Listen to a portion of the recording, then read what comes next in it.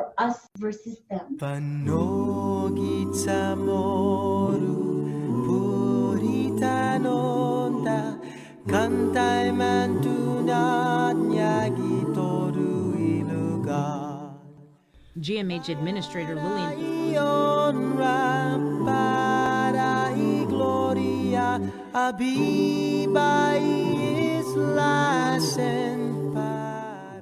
University of Guam Dean of Nursing Margaret.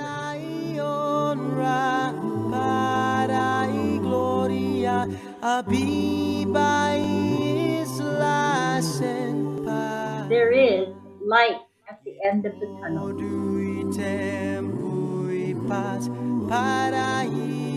Help is on the way from a marine medical.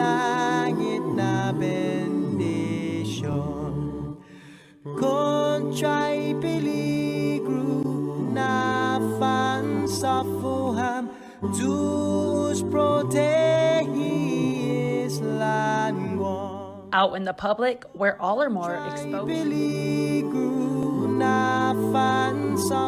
585 have tested positive.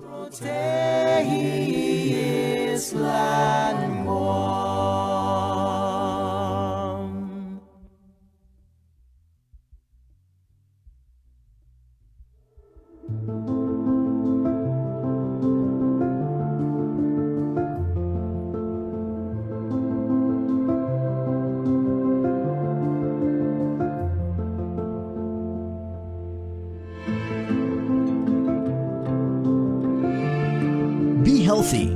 Be informed with ITD.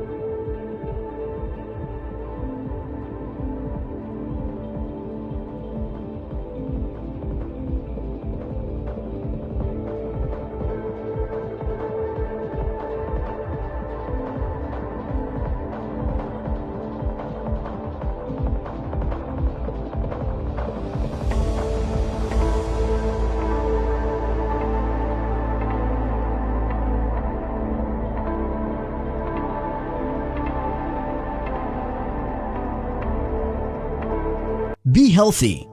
Be informed with ITD.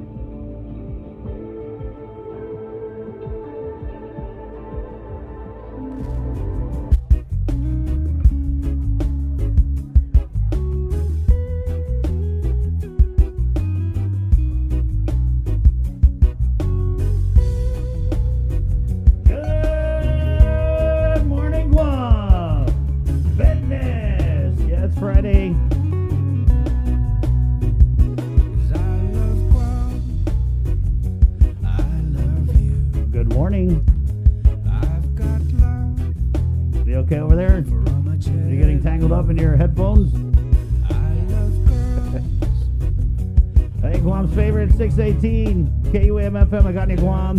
Good morning on you. It's the KUAM News Takeover, Guam's favorite.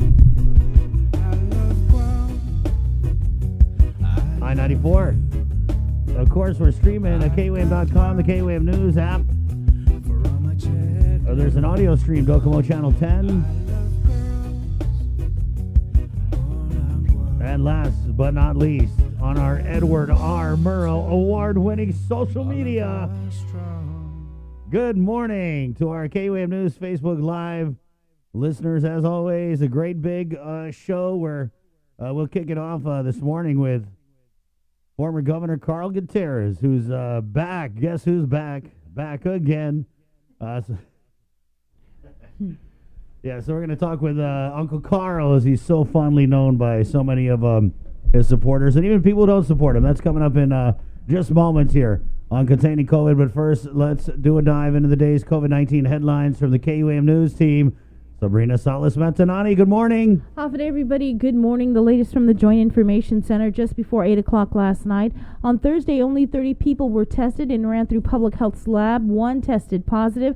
This brings the total number of confirmed cases of COVID-19 on Guam to 152, with 5 deaths and 124 recoveries. According to the Joint Information Center, there was one individual case that was reported to the Guam Memorial Hospital. However, results are still pending. Attorney General Lillian Camacho has issued his long-awaited opinion on the issue of double pay for essential GovGuam employees. The opinion was in response to a request from Senator Joe San Agustin on the application of the Department of Administration's Personnel Rules and Regulations 8.406 relative to double pay for essential employees during an emergency. DOA is not going to pay the double pay, and apparently with the AG's opinion issued last night, he won't have to. According to that opinion, under Rule 8.406, an employee is entitled to receive double pay or compensatory leave credits when 1. The governor has declared a state of emergency, 2. The facility that the employee works at is closed, and 3. The employee is still required to report to work in order to provide essential services. The AG stated that although the first criteria was met, the answers to whether the remaining criteria have been satisfied may not be as neatly packaged as desired and will instead depend on an agency-by-agency determination of the particular circumstances regarding operational status of each agency and the work status of the affected employee. According to the opinion, although the second criteria is clear, the office recognizes the application to our current state of emergency could lead to unintended and illogical inequities among employees in different agencies, citing, for example, nurses and doctors and other health professionals working at GMH or public health could be categorized as fully operational, including public access, and would not be eligible for double pay, while on the other hand, essential employees in agencies that did not provide direct COVID-19 related duties, such as administrative support, may be eligible for double pay if it's determined that their agencies were categorized as completely closed. The potential for such disparate and unequal treatment under the rule, where frontline healthcare workers could not receive special emergency compensation under the rule, but administrative support workers might, would be a travesty of the highest degree. The AG throws it over to the legislature, writing, amending these rules is, of course, a matter of policy most appropriate for the legislature, as the Organic Act authorizes lawmakers to set the compensation of all GovGuam employees. Meanwhile, during the governor's daily press conference, Adriana Cotero asked the governor for her reaction to a protest held by nurses earlier this week. Nurses and healthcare workers, they took to the streets. They are protesting this week to be compensated accordingly for their work during the pandemic. And many of them say they expect more from someone who's a nurse and now a governor. So what would you say to nurses, doctors, and medical staff who have to hold signs on the street corners because they feel that they're not being treated fairly by the administration? What's your response to them? My response is that, no amount of pay or wage can really compensate for the services that our nurses, our doctors, our first line responders go out there in terms of sacrificing their lives and sacrificing their health. Definitely, I am very honored that they are there to help our community. I'm very humbled by their work. And this is the reason why when we started this pandemic resources for our frontliners, that we instituted the hazardous pay, because we felt that the double pay, with the law that guided us with double pay, was not applicable to this kind of disaster. As you understand and acknowledge, this disaster is an unprecedented disaster. No one has ever experienced this, not even globally, not even nationally. And so as we move along and evolve in this, we're always changing. And we are always trying to make sure that whatever actions we do are actions that address the challenges at that time. So we instituted our hazard pay to again recognize those people who are out there in the front lines. So that's why we did the 3-tiered differential pay, and we called it differential pay because most of the nurses and other frontliners already have hazardous pay into their base salary. So we didn't want to make any confusion, and that's why we called it the differential pay. So as a nurse, I totally understand what they're going through. And I feel that we're trying to compensate them as best we can to make the value of their work worth what it is. The AG, in the meantime, is scheduled to hold a virtual press conference at 10 o'clock this morning. Former Governor Carl Gutierrez has been named the interim president of the Guam Visitors Bureau. The announcement was made during the governor's press briefing. Gutierrez will take over the retiring Pilar Laguarnia. He explains what he has planned for his brief 90-day appointment. Thank you, Governor Leon Guerrero, and thank you, Lieutenant Governor Josh Tenorio. Thank you to the Board of Directors of the Guam Visitors Bureau, and congratulations to my old friend. For 41 years, we worked together at GVB and in the government of Guam, Ms. Pilar Laguarnia, and I wish you well and Godspeed. Ladies and gentlemen, my job as enumerated by the governor is not as daunting as the job that the governor and the lieutenant governor has now, because our job is to be able to try to rebuild the economy that has been lost now over the last 2 months. She needs to keep Guam safe. She needs to project to the world that Guam is safe. And we need all of the participation of the general public. We must all come together to help instead of tearing each other down. Now is not the time to take pot shots, because everybody makes mistakes. Look at everywhere in the United States, the various states, the federal government, they make mistakes, but we rise above it. And my job right now, taking over GVB, is to be able to put together the people in the tourism industry, the stakeholders, to be able to come together and try to solve this problem and project forward in a time frame of maybe 3 months, 6 months, 1 year, because we don't know when we're ready to begin, and we don't know when we're going to be safe. For the people that do come here to know that we are safe, and that's our job. But beyond that, we also need to be able to diversify the economy that we have here from tourism.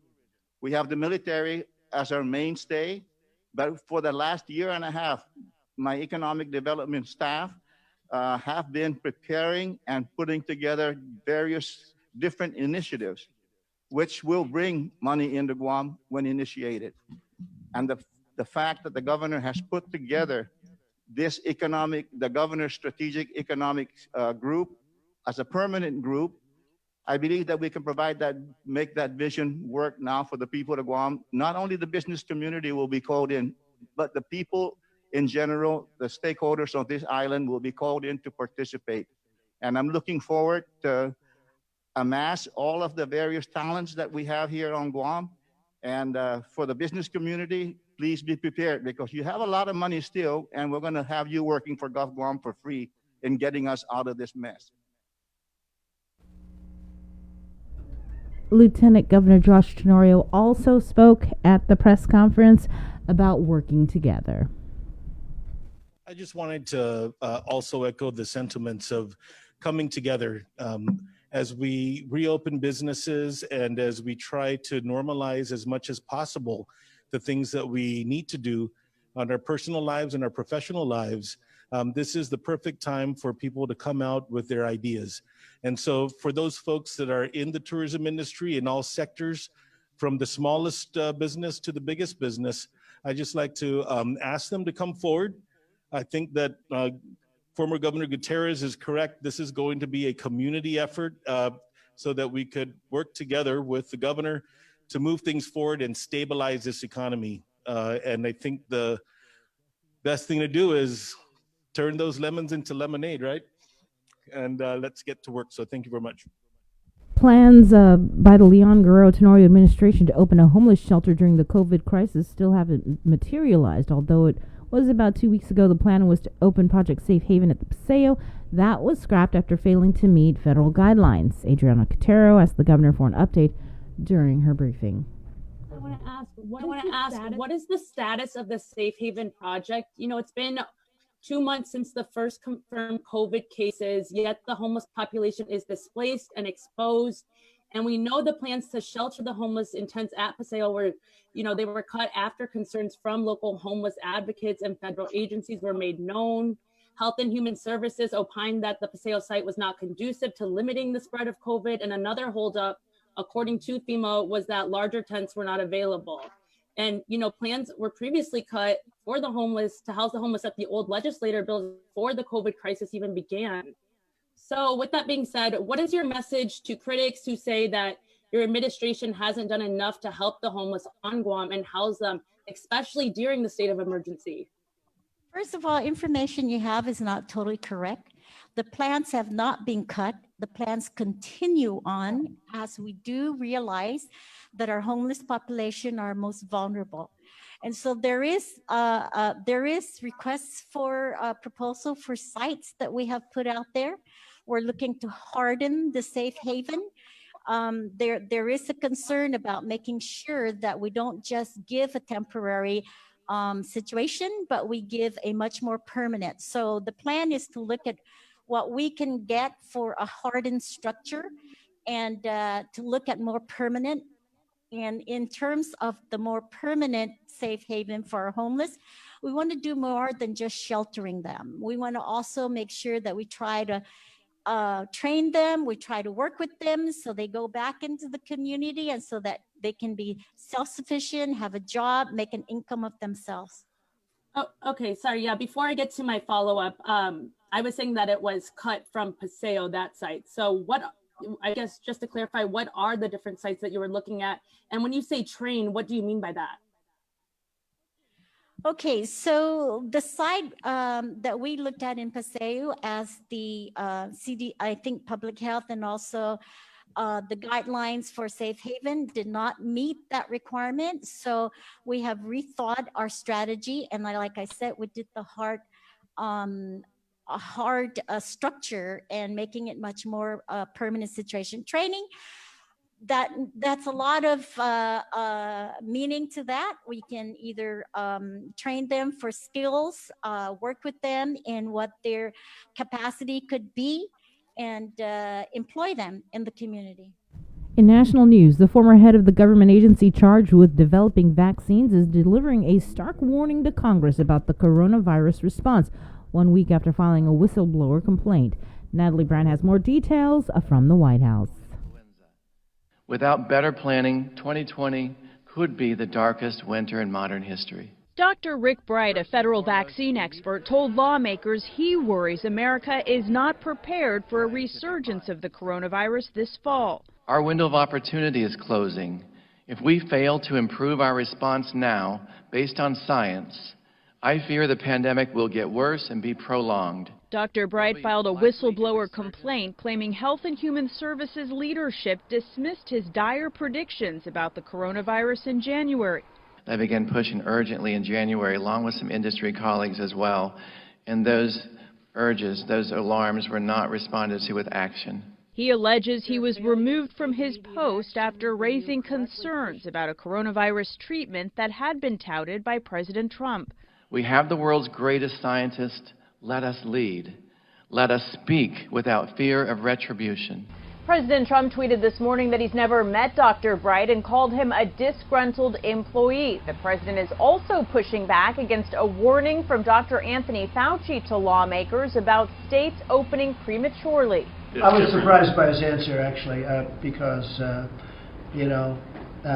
it's just, to me, it's not an acceptable answer, especially when it comes to schools. The president is headed to Pennsylvania to announce a new initiative to make medical equipment less reliant on Chinese manufacturers. We shouldn't have supply chains. We should have them all in the United States. We have the companies to do it. And if we don't, we can do that. President Trump says he wants to replenish the national stockpile by the fall. Natalie Brand, CBS News, the White House. CBS News, the White House. HHS issued a statement saying it is reviewing Dr. Bright's whistleblower complaint, but adds that it is filled with, quote, one-sided arguments and misinformation. In your Banking 671 report, in anticipation of residents receiving the stimulus checks, the Guam Bankers Association members are collaborating to assist the community in check cashing in order to adhere to social distancing measures. As the banks work to support the island in this time of need, GBA is reminding the community that ATM deposit and mobile deposit are convenient and safe banking alternatives, and those with no banking relationships may be asked to line up in a designated non-customer check cashing line and will need to provide 2 valid IDs. As such, check cashing is allowed for non-customers at the following institutions: the Bank of Guam, Bank of Hawaii, Bank Pacific, and First Hawaiian Bank. And that is your Banking 671 report, brought to you by Koss 360 and the Bank of Guam. All right, thank you very much. Sabrina Salas-Mantanani from the KUAM news team, Biba Betness, and it's a jam-packed show this morning, so let's just get right into it and welcome former Governor Carl Gutierrez to the show. Good morning, Governor. Good morning. Wow, good morning, Sabrina and Chris. Well, first of all, congratulations. Mm-hmm.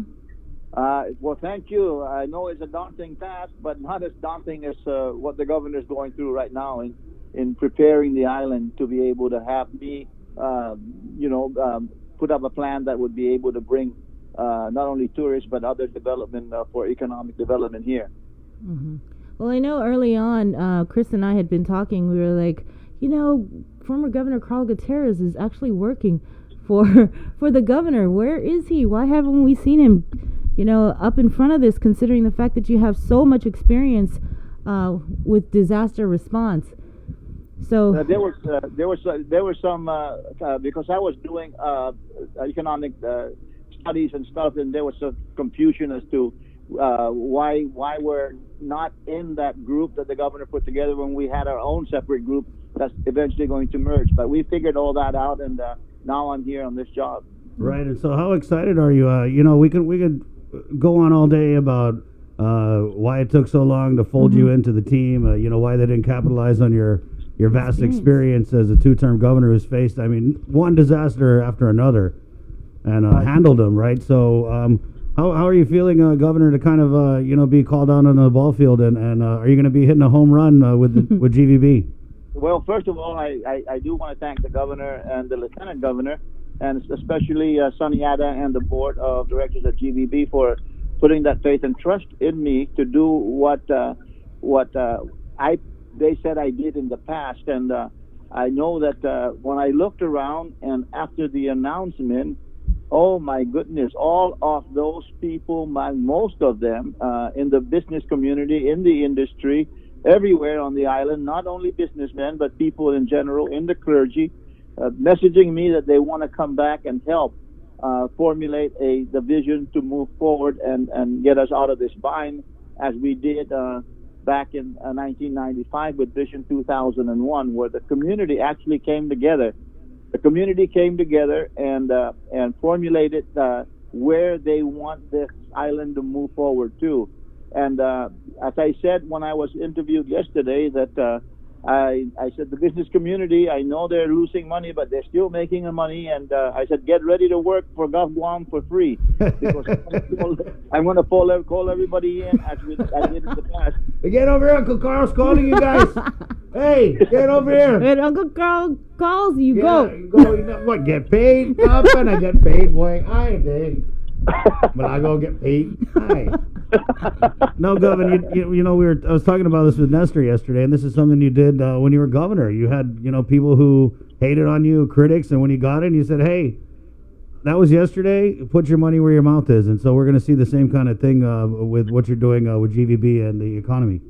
Yeah, and back then, I was a very strong Democrat, and the people I called in was about 90% Republicans, and they all couldn't figure out why I called them in the second week of my administration into the big conference room. And as they all gathered in and they sat one by one, they were asking each other, what are we here for? And I told them that I'm not here, I didn't ask you to come in here to punish you, only in the matter of having you work for the Gov Guam for free. So let's formulate our plan and our vision so that we can move forward and create the economy that was lost because of the bubble burst in Asia and other misdeeds that went on in the United States government. But we did that, and first thing that we put together was formulate the infrastructure at Tumon if we are going to really put a center stage for our tourism.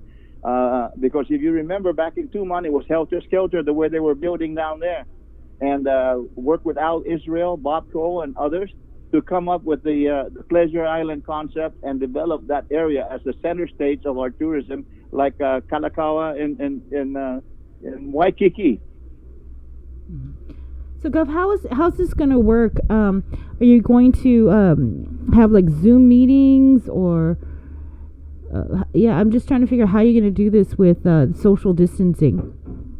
I don't know. I'm going to start spraying their noses or something because I can't really talk. I can't really talk out of that mask. You know, I want to see them. I want to let them see me when I'm smiling. You know. But we'll figure it out. I know I'm not too good on the Zoom or whatever they call that. That was not in my past. You got to ask your grandkids, Gov. They know how to do it. I did. I asked Seth and Liam and Lillian, and they're teaching me how to get on. But I think GVB would be my first. I haven't been there yet. I haven't set foot in GVB, but I did get a call from Pilar, and I congratulated her for 41 years. Mm-hmm. Actually, for the 41 years, we worked together. When I was even a board member at GVB back then, and when I was governor, she was very, very helpful, and I really admire that young lady. And so I'm going to go in there. Sunny Ada has just texted me and wanted me to come in and talk about arrivals, etc. But I'm going to have to, plan out my work schedule. But GVB, I have to go in there, set up shop. And the governor's asking me now for my budget to be able to augment my economic development group so that we can really get this thing done the correct way. I need people to put the plan together, get it ready for her to implement if she accepts it. Gov, 90 days. So I know that a lot of people believe you are that miracle worker, but what are we going to accomplish in 90 days? I mean, it already seems like you hit the ground running last week. Yeah, the 90 days is at GVB to hold down the range until they get a permanent president there, and then but I have that ETNIA, they call Economic Development National International Affairs Group. That's where I want to met some people and hire a couple of other people to be able to put the things together and set up our vision for moving forward. The governor and the lieutenant governor, I've been there before. You just don't have time for all the different minutiae you got to go through. So they're going to have to depend on our group, and that group. So I fall right back to ETNIA, my economic development group, after GVB. But I would have gone in there, gotten all the insights of the GVB materials and all of their studies, and be able to talk to the industry, the stakeholders in tourism, and know exactly how they feel and what they want included in the vision plan. Mm-hmm. What do you think is going to be the biggest challenge for you? Well, first of all, it's the governor's, like I said, it's her daunting task to be able to prepare the island to receive visitors. And then after we feel like we've got a good selling point, we market that first maybe to Taiwan, since they're about the best in the world and evading this virus. And then our regular marketplace, Korea and Japan. And but once we set the states safe, then we go and market that. And there are a lot of people with the marketing skills to be able to move that forward. But I will make personal visits to the powers that be in Korea, Taiwan, and Japan, and Philippines, and see what we can do to ignite those markets again, and tell Guam that we are indeed safe. And let's help the governor and the lieutenant governor get this island safe. We need to all come together, man. I'm telling you, it's a tough job. People make mistakes. I understand that. They're making mistakes in every state back in the continental United States, the federal government. This is a new thing, and sometimes we move quickly to be able to to avert things. But let's all work together, and please help me out there. I need all the help I can. So when I call on you, anybody, even in the community, when I call on you to give us an idea on how it is to be able to help the homeless, for example, there's hundreds, if not thousands, of our community people that has never been brought into the 21st century. They don't have running water. They don't have sewer. And I've got to be able to deal with that too. The homeless population, we're talking with people right now to be able to figure out where and how to put up the shelters for our homeless people, especially the veterans that that have given their all to be able to live out the rest of their lives in some kind of comfort. Right, Gov. I wanted to ask you because I mean, you have a tremendous grassroots following. When people say grassroots governor, it is what it is. I mean, you're the guy that they're thinking about. So Lord knows your people have had a struggle during this COVID pandemic crisis. Waiting for aid. I know you see it out there, Gov, with the grab and go meals. People lining up to get something to eat. The homeless. What would your message be to those people that have fallen by the wayside or feel that they've been forgotten or left behind during this pandemic?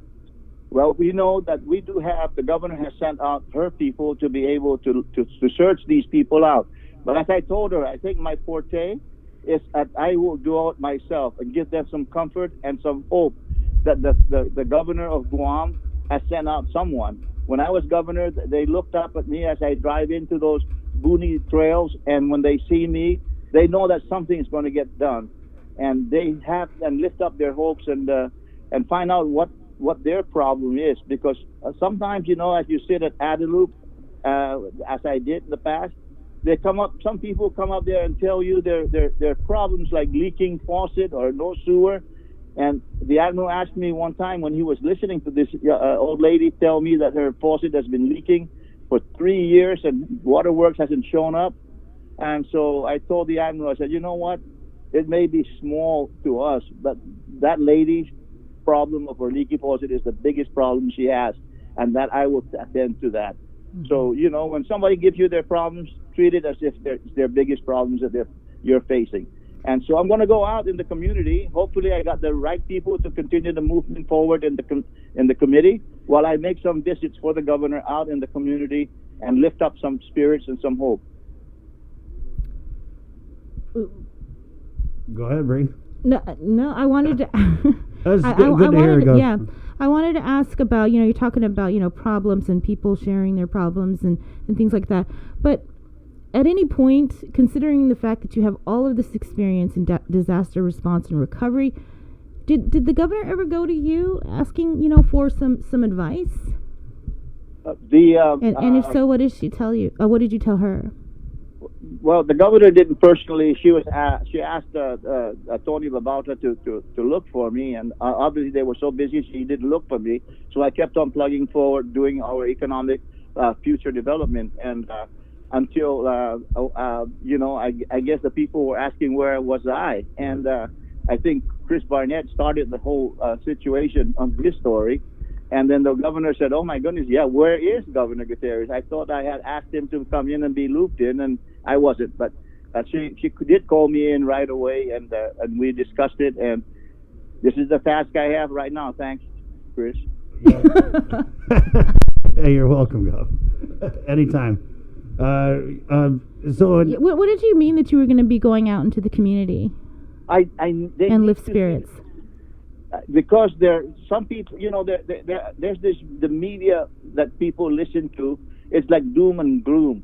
I want them to see a face higher up in the hierarchy, to know that somebody cares and is out there looking for them, to listen to their plight, and hopefully we can get the department, right people to attend to that. No matter how small that problem is, we've got to give them hope that they belong in the community. Mm-hmm. And I want to bring, water to those people that don't have water. Can you imagine 2020, 20 years into the 21st century, and they haven't been brought in? It's unconscionable. And the governor, hopefully I can convince her to set some funds aside, whatever act that has come from the federal government, to set aside some of those to be able to provide the basic for health and life. That's water for our people. They can't afford $6,000 to get hooked up. Gov, that's admirable that you're going to be going out and doing that. But at the same time, why isn't the governor going out and doing that? I'm telling you, sitting at Adelup, it's not easy to just get up and go out. It took me a while to set things so that I was able to go out afterwards. It took me a year and a half. It took me to get out when Korean Airlines struck on August 6, 1997, and then three months later, December, Korean Airlines pulled out, and 2 days later, Typhoon Paka hit, And that's when I decided that, I can do all the planning I can.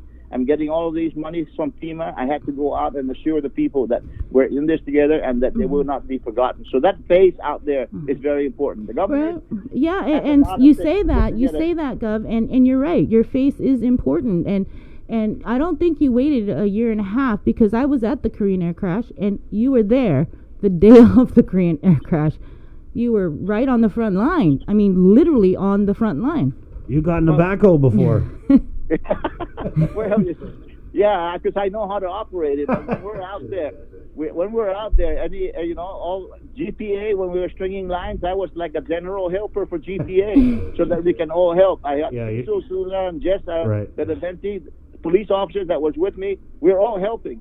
So once we get the people with their hands coming to help each other with the government will eventually get out there. But I'm just going to be able to do what I do best. I have the personality to be able to deal with the people that way. The governor has everything falling on her right now at Adelup, so let's all help her out. Let's just get some positive stuff out there for our government. Right, and so I see that you want to take some of the pressure off of Governor Liu, but when you talk about personalities, you have a very big personality. You cast a wide shadow. So how do you kind of balance that, Gov, with staying in your lane and doing what the governor has deputized you to do, when I know that you have the experience and you have that vision where you could see the whole field and see all the different problems, and it sounds like you just want to help in every way, shape, and form that you can. So how do you kind of juggle that desire to help the people of Guam, but also to kind of, like I said, stay in your lane? Well, first of all, there's only one governor on this island, and I know that. And everything that we do ends up in the governor's desk for her final approval. Nothing gets done by my own empowerment. And she's given me the leeway to go out and bring all of these, the community together, the stakeholders, and come up with a plan for her to look at and for her to implement. She's the final say-so, and the lieutenant governor. So I automatically stay on my own lane. And a lot of people thought that, how can you do that with two governors? I mean, when we were at the state funeral, when we first came in, the governor and I were standing there at the front of the legislature, and somebody called governor, and we both turned around. It's awkward, but the governor's title is an indelible mark that stays with you. Not every title, but and she knows that now, that I'm only there to help her. She's the governor of Guam. Mm-hmm. Joshua's the lieutenant governor. That's good. My job is to bring things to her and him. Mm-hmm. Well, Governor, there's an opinion that was out on the double pay issue, which basically it doesn't look like any of these essential workers are going to get double pay for working this emergency, at least as a result of this AG opinion. It's up to the legislature to decide what they're going to do with it. But how do you stand on double pay for essential workers during an emergency? You know what? I'm not into the issue right now. I don't want to second guess anything. I don't even know what amount of money is there available. Mm-hmm. You can triple pay. You can mandate triple pay and all that, but if you don't have the resources, you just can't do it. But with the governor wants to do what is right for the people, and she's trying to juggle, I guess, the amount of money we have to be able to make that happen. But I'm not up on the issue. I hate to comment on it, because I've been trying to figure out right now, as they give my job for tourism, how to be able to tackle it first and bring people in. Gov, in your remarks yesterday at the press conference, you said that you wanted to, again, you call in the business community, work for free. But then you also said that you wanted to hear from the stakeholders, the people of Guam. How do you plan to include the people of Guam's, the rank and file people, the grassroots? How do you plan to include their voices in what you're going to do with GVB and with the economy? Well, first, there are some people that from the community that would be asked to come in and give their perspective. Even as a group, the homeless, for example, need to be heard, and we need to be able to figure that's part of the plan, is how to help the plight of the homeless, and especially the veterans too, and the Veterans Affairs situation. We've got to include the entire a plan for the vision for Guam, not leave one iota out.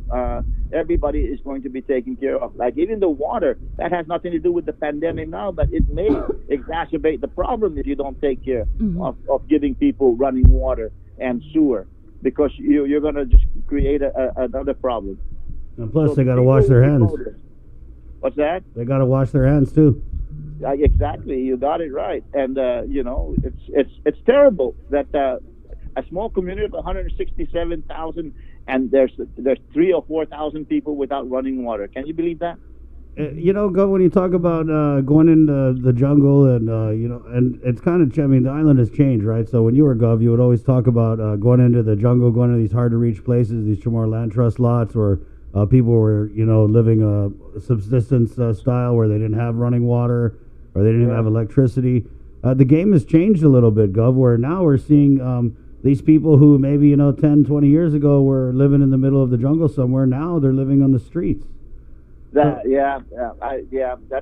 true. But even if that's the case right now, there's still a solution to take care of that, and that's what I want to be able to ascertain and to be able to get the minds of this island together to solve that problem and find out what the real situation is. You're right, times have changed, but the situation is that there's still a heart of this island, and that heart has to go out to everyone.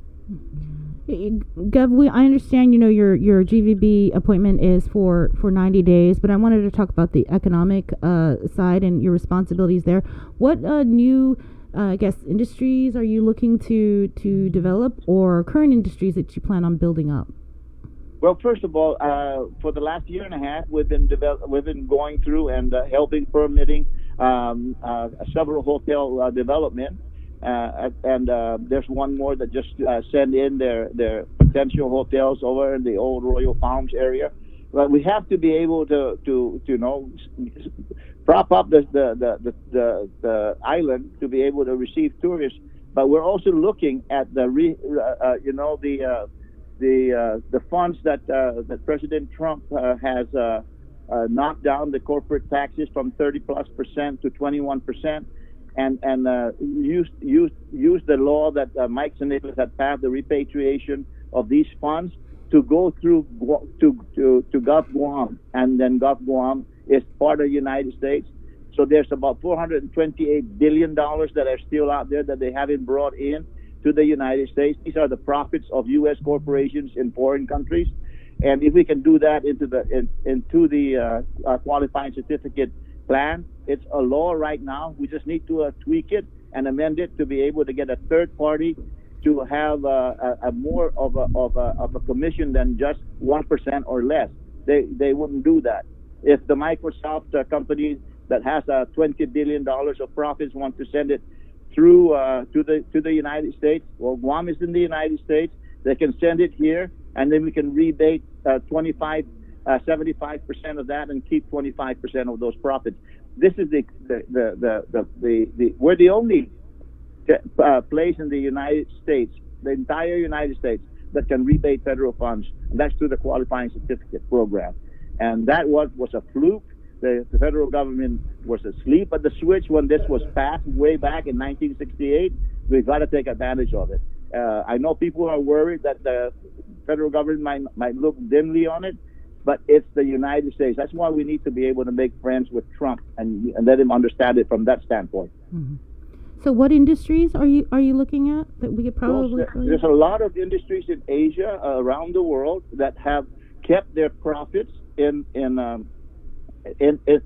not bring it back to the United States because there was a 36% corporate tax, and they didn't want to do it. Trump brought it down to 21%, and it is still 21% now.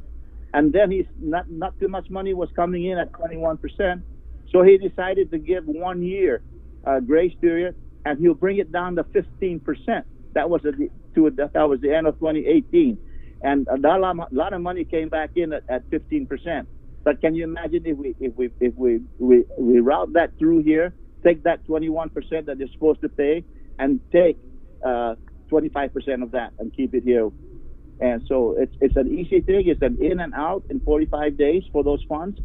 So that's a possibility. And the other one is that the Navy, and if the governor has done a wonderful job, the community of Guam has done a wonderful job. Barrigada Mayor June Blas and Jesse Bautista and the entire population of Barrigada showed what a true heart of the Chamorros are when they helped out the USS Roosevelt, the aircraft carrier. They even gave the governor a thank you award. And now that we see that Guam, who looked at the Navy, they were the ones that ruled us in 1898. And they had decided 20 years ago that they didn't want a ship repair facility here in Guam. They want to go to Singapore. Well, I've been working with a person that owns the Big Blue, the dry dock that's been refurbished. I think over $12 million they used in China is sitting there waiting to come back to Guam for recertification. The Navy is still adamant that they don't want ship repair facility in Guam. They want to continue to go to Singapore. Well, I visited the Congressman Garamendi, who's in charge of that area, and he has kind of frowned at the Navy for not moving aside and allowing Guam to have that ship repair facility here. That's 380 jobs immediately if we move it here, move that dry dock here. So I'm working on that as well, and also just the tax efficiency corporations that are out there, because the European people do not want to go to the Cayman Islands anymore, or the British Virgin Islands, and we have someone here presenting to us the possibility that Guam will be the ideal one because of our location and our time zone. Gov, what about aquaculture? I know that this is something that you talked about when you were governor. Governor Liu had mentioned it during the campaign. Is this something that you think could be something that we could stand up and make some money off of? Which one? Aquaculture, Yeah, the governor, I think she mentioned it. Yeah. Aquaculture, agriculture. We can, and especially aquaculture. We have 3 companies we've been working with, mostly from Taiwan and one from Korea, that want to look for the right piece of property to go into the aquaculture for shrimp farm. There are people that are interested. India wants to be able to help us. The governor asked me to go to India because they have grants also to come here and work something out in agriculture. Taiwan in the vertical farming, we went there to look at it with Ed Camacho, and although very expensive, but we're still looking at different things. And that's my job for the last 18 months. Now we've got the business community even more so helping us. Mm-hmm. I did want to ask, what is the status, or do you even know about the small business grant with Gita? No, I don't. Ed Camacho is the perfect man for that. Okay. And I haven't delved into that, but there is availability of those small business grants. And although some in the past, most of it was a failure, simply because it was not run properly. But now it's been very, very, judiciously looked at. Gov, I know you said that you're going to be putting together your panel, the IETNA. Who's going to be on that? Do you have any ideas yet? There's some that the governor in panel, the Recovery Council under David John, and there's I think 24 total there. I'm looking at about keeping 6 from there and be able to bring in maybe 6 or 7 more. I've already got a response from Mike Israel, who wants to be able to join, and there are more people that have put in their bid to be part of it. And but we're not going to turn anybody away. We just want to keep the cadre into a smaller group of 12 to 15. Okay. Well, Gov, thank you. A lot of information. Yeah, it is. Wow.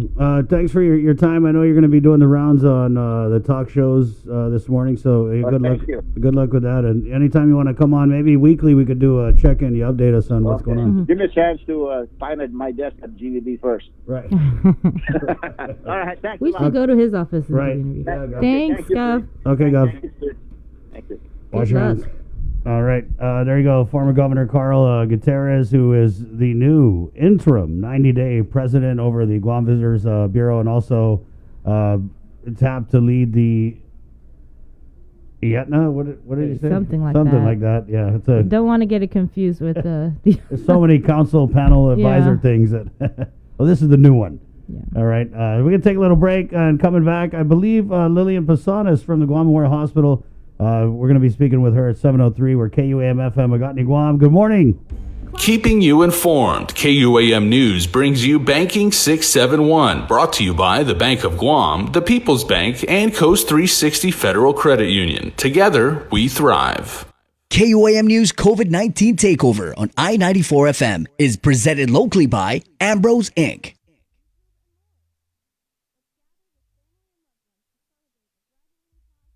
GU Self-Storage, conveniently located near the Harmon McDonald's. We offer affordable rates, online payments, and auto bill pay for your convenience. Plus gate access daily from 6 a.m. to 9 p.m. Call us today at 648-7867 for more information.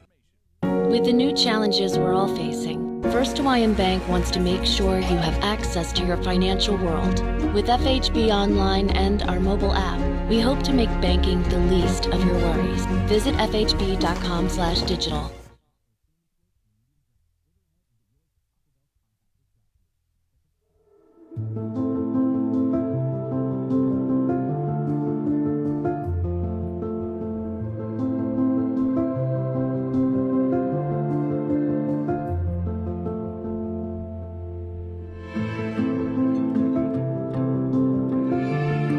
Be healthy. Be informed with ITD. Be healthy. Be informed with ITD.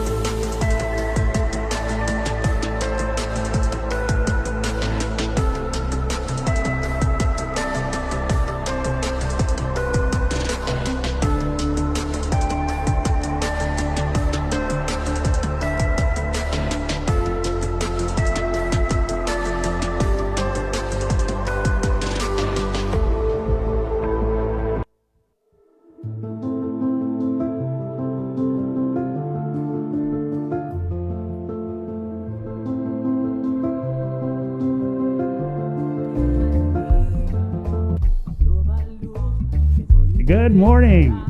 Friday, 7:07, Guam's favorite. Coming up, we got Senator Joe San Agustin, of course, expand a little bit on this double pay. You know, clearly, former Governor Carl Gutierrez didn't want to go there.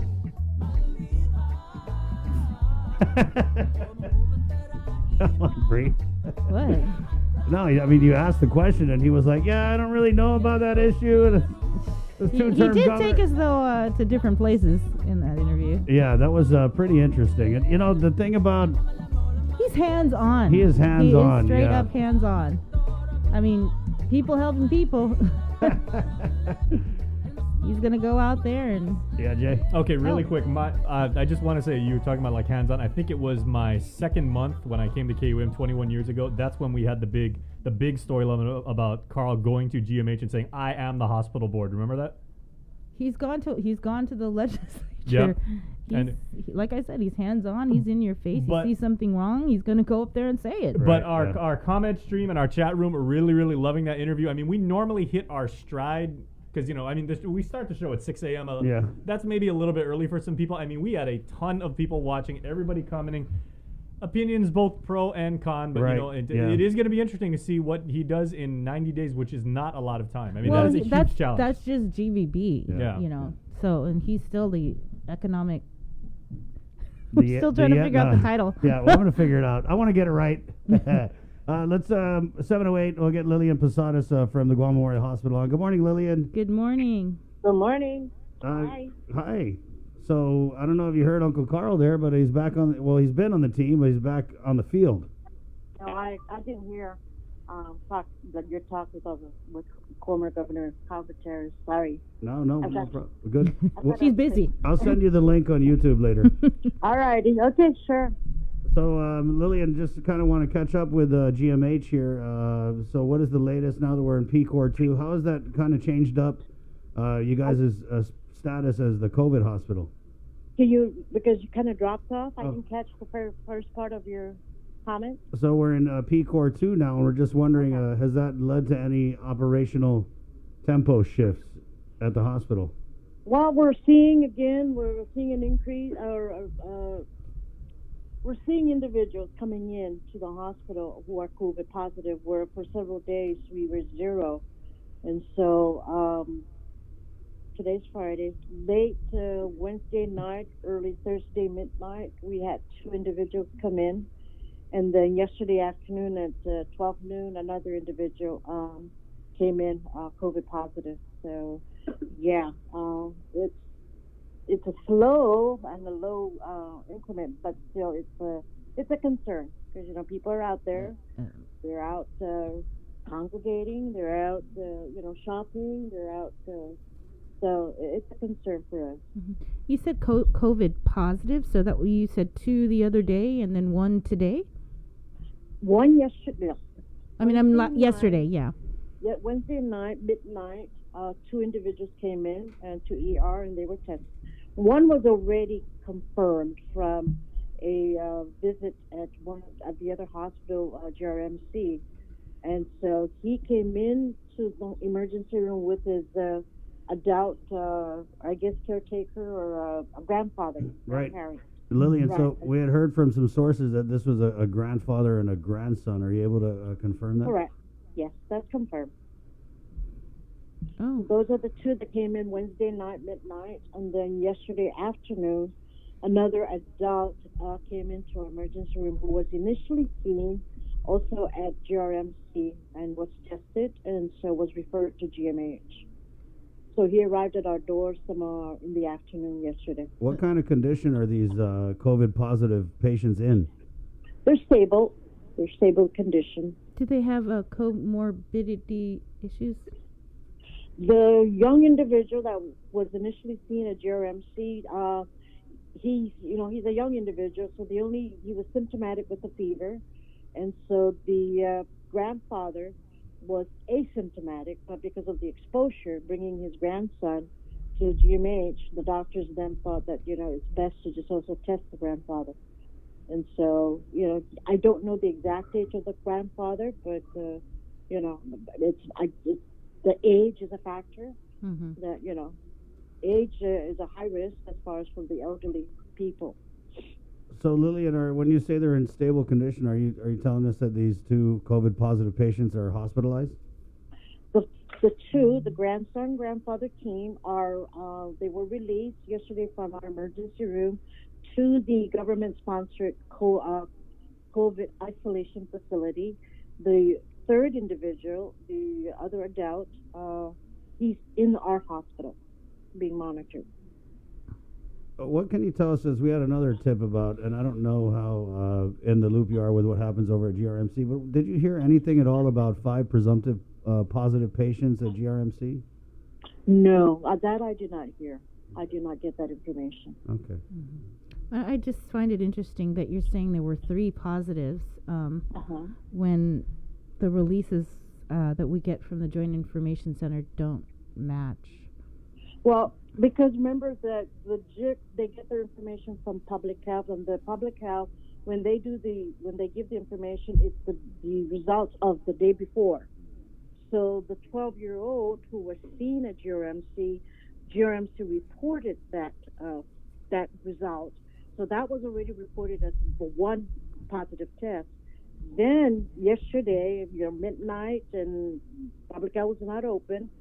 So for us, we reported one when that guy, the grandfather, was tested.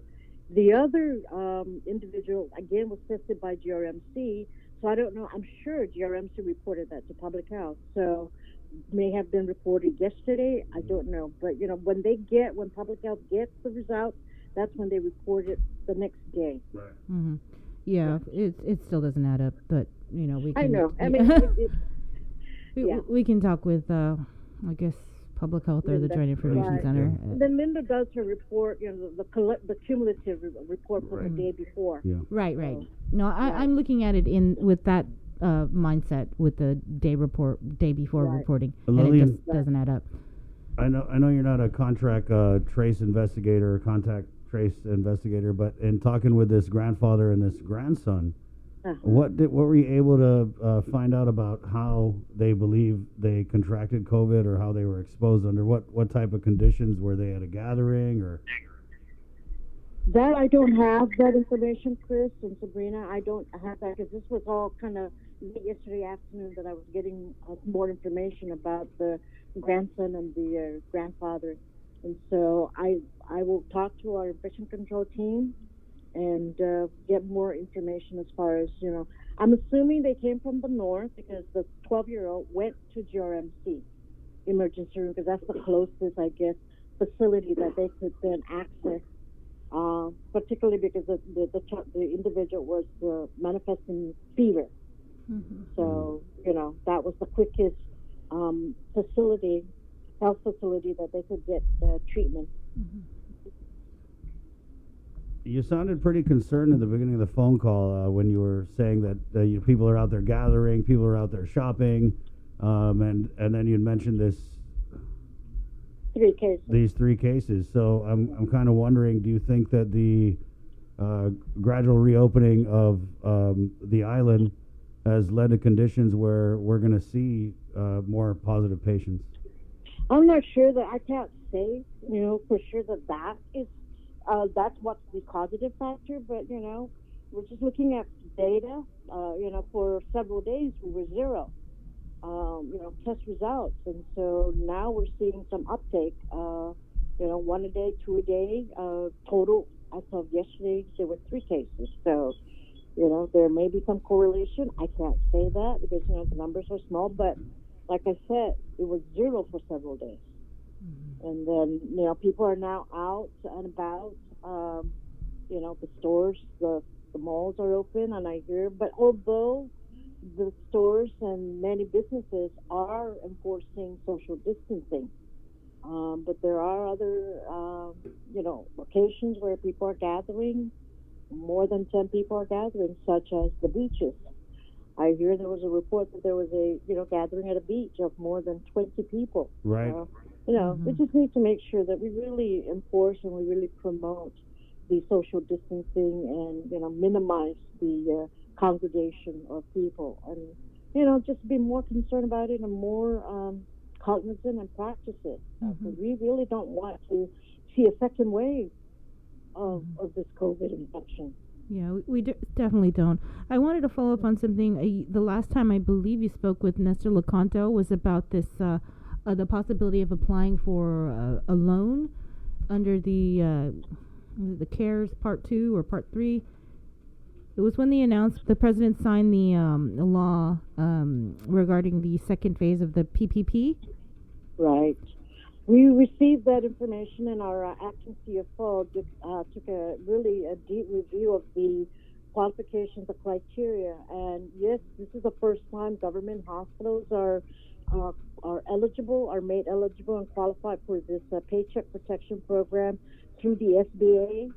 One of the qualifications is that the facility, the government hospital, employs less than 500 employees, and so that we don't meet that qualification. We're more than 500 employees as a government hospital. Oh, so you wouldn't be able to apply. That's what the conclusion is, and that's the decision we made, that, we don't meet the qualification, therefore we didn't apply for that PPP program under the SBA CARES Act. Okay. Lillian, we wanted to ask where you are on the double pay issue. There is, I'm sure you're well aware, we had nurses and healthcare workers take to the streets holding signs, picketing. Yeah, they're members of the GFT union, and so, yes, GFT union is pursuing that for the employees, but, from my own perspective, it's not practical, it's not prudent, it's going to bankrupt the hospital. We cannot afford double pay, so I don't agree with it.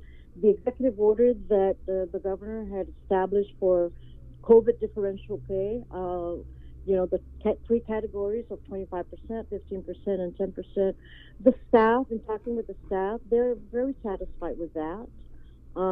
The concern they have is that, other agencies such as GPA and GWA, they got double pay, and they don't think that, that's because the hospital is the one that deals with the infection directly, not GPA and not GWA. Granted, when that personal rule was established many years ago, it was for a disaster, such as typhoons, such as storms, and GPA technicians are out there in a high-risk situation where they could get electrocuted and instantly die. So maybe that at that time, it was considered appropriate that they get the double pay. But in this kind of a disaster where it's a communicable disease, we pretty much are prepared to then minimize the transmission, the transmission of the infection. So it's not the same kind of a disaster. And with the ruling, with the opinion of the AG Attorney General, I think it's very, very practical, very prudent what he came out. It doesn't apply. Mm-hmm.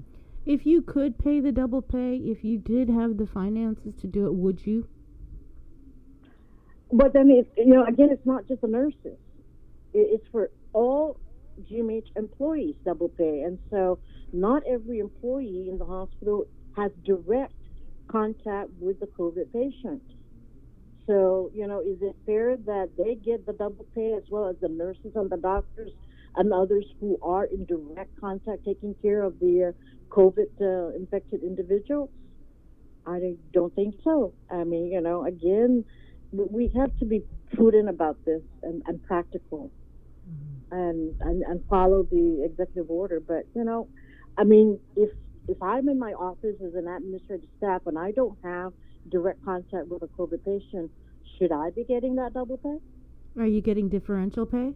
No, ma'am. I decline getting that differential pay because it's, I'd rather that the staff who are indirect or possibly incidentally, in contact with the COVID patient, they're the ones who deserve that, not me. Wow, that's refreshing to hear, especially considering that we have other cabinet members who were getting catered meals and differential pay working at the quarantine facilities. That's Lillian, it is what it is, but I just got to commend you because I think that's a good display of leadership that, hey, you can get this extra money, but you're like, no, I'm a manager. I don't need it. It's cool. Well, again, this is the responsibility we uphold as the standard that, it's not about us. Not about it. It's for the people. What can for the staff. What can we find out about the SNU? Because it kind of seems like we never really got a clear picture on if it was ready to be used, if we were using it for COVID, if we weren't, and then can we just go into the SNU? The status of it. Sure, absolutely. The SNU, we used it for several weeks for those COVID positive patients who then transitioned out of the acute care setting at GMH. But they still need to continue being in an isolation and monitored because, at the time in the beginning, these individuals can crash any moment. Their condition can deteriorate really quickly. So that's why that step of an SNU isolation facility with staff, nursing staff, and doctors where they're monitoring those patients 24/7. When we went down to zero or even just one patient, we decided that it was not cost effective to continue operating that facility.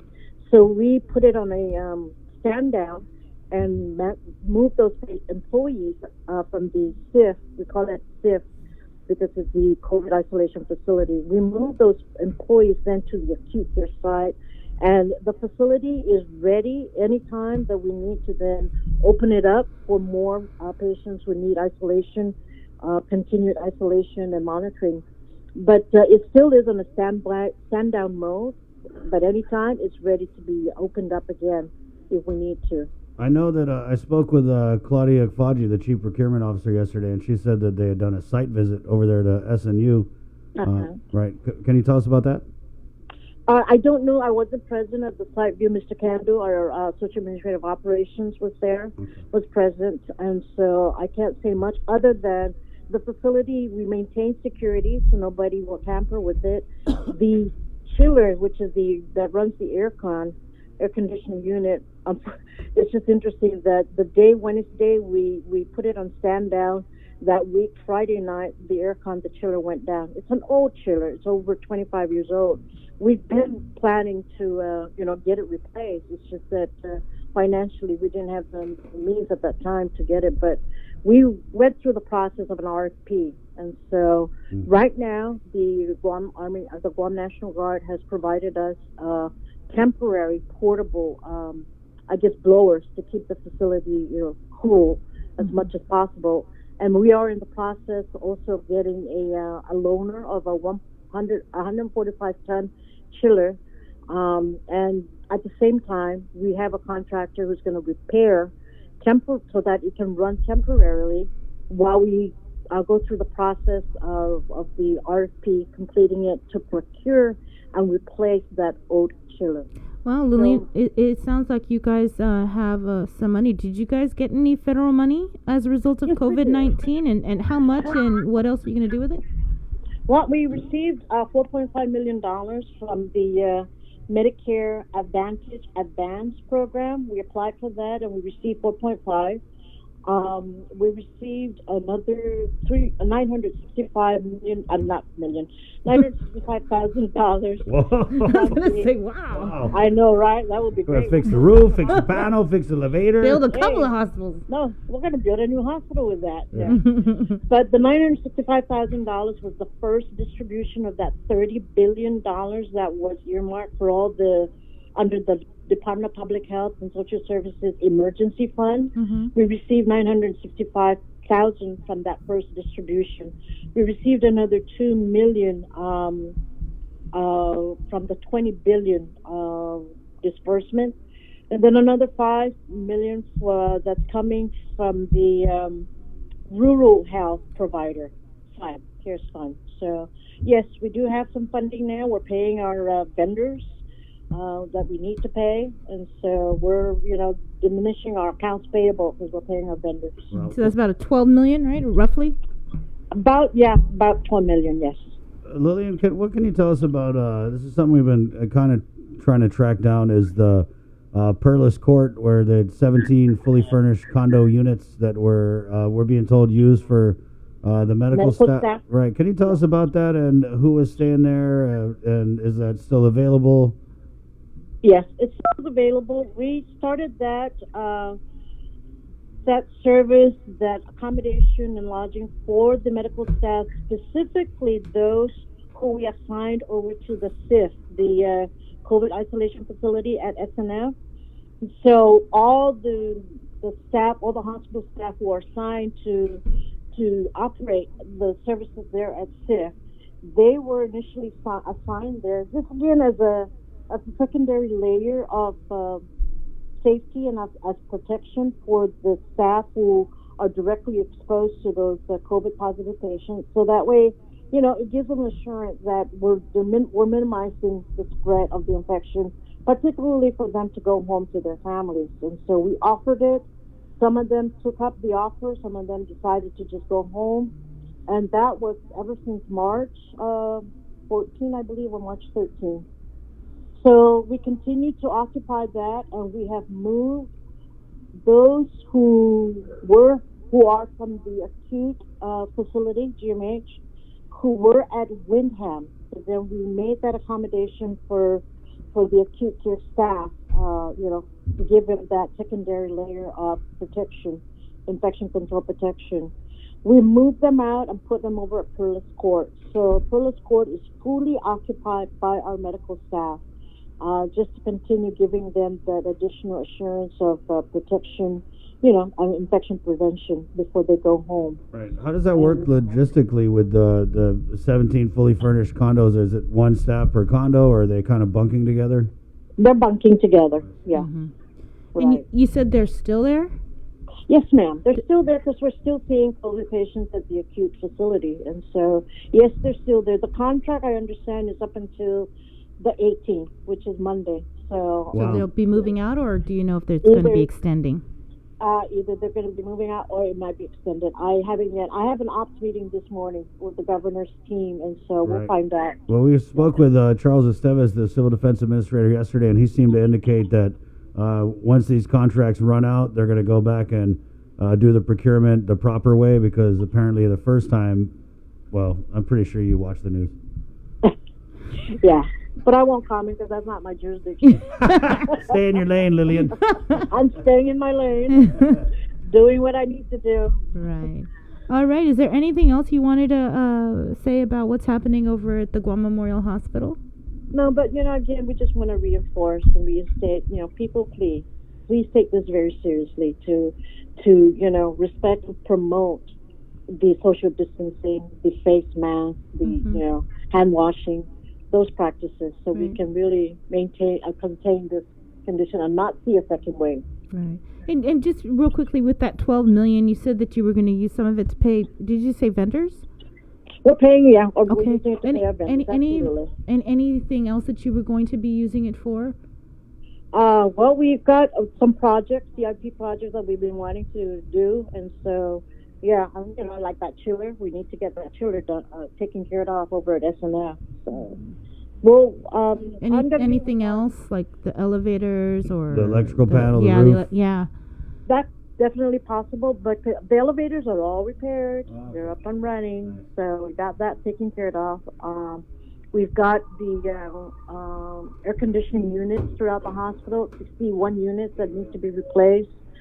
So that, again, is also another project. But, yes, the electrical panel, we want to address that, because even though the plan to build a new hospital, we still need to operate that facility another 5-7 years while we're waiting for that for the construction of a new hospital to be completed. So we want to make sure that, we don't nothing happens with the electrical panel. We want to take care of that. Lillian, I don't know if I missed it. Visiting hours, have we done anything with the visiting hours now that we're in peak or two?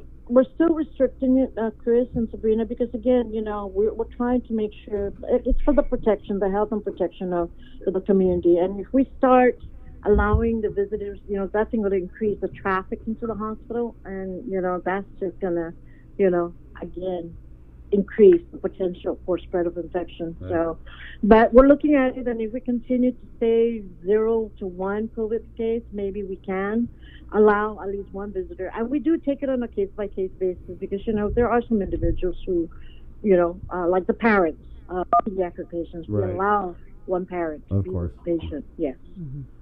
All right. Thanks. Thank you, Lillian, so much.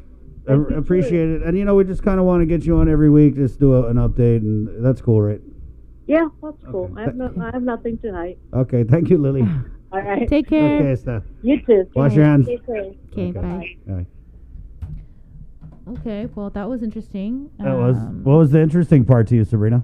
That there are 3 COVID cases from the Guam Memorial Hospital. Let's look at the results that we've gotten the last couple days from the Joint Information Center, Sabrina, and see if they match up with... They don't match up. They don't match up. Why wouldn't they match up, Sabrina? Because the numbers don't match up, Christopher. Yeah. It's for what, yesterday it was 1, but that was 1 from Public Health. That's not the one from GMH, which was...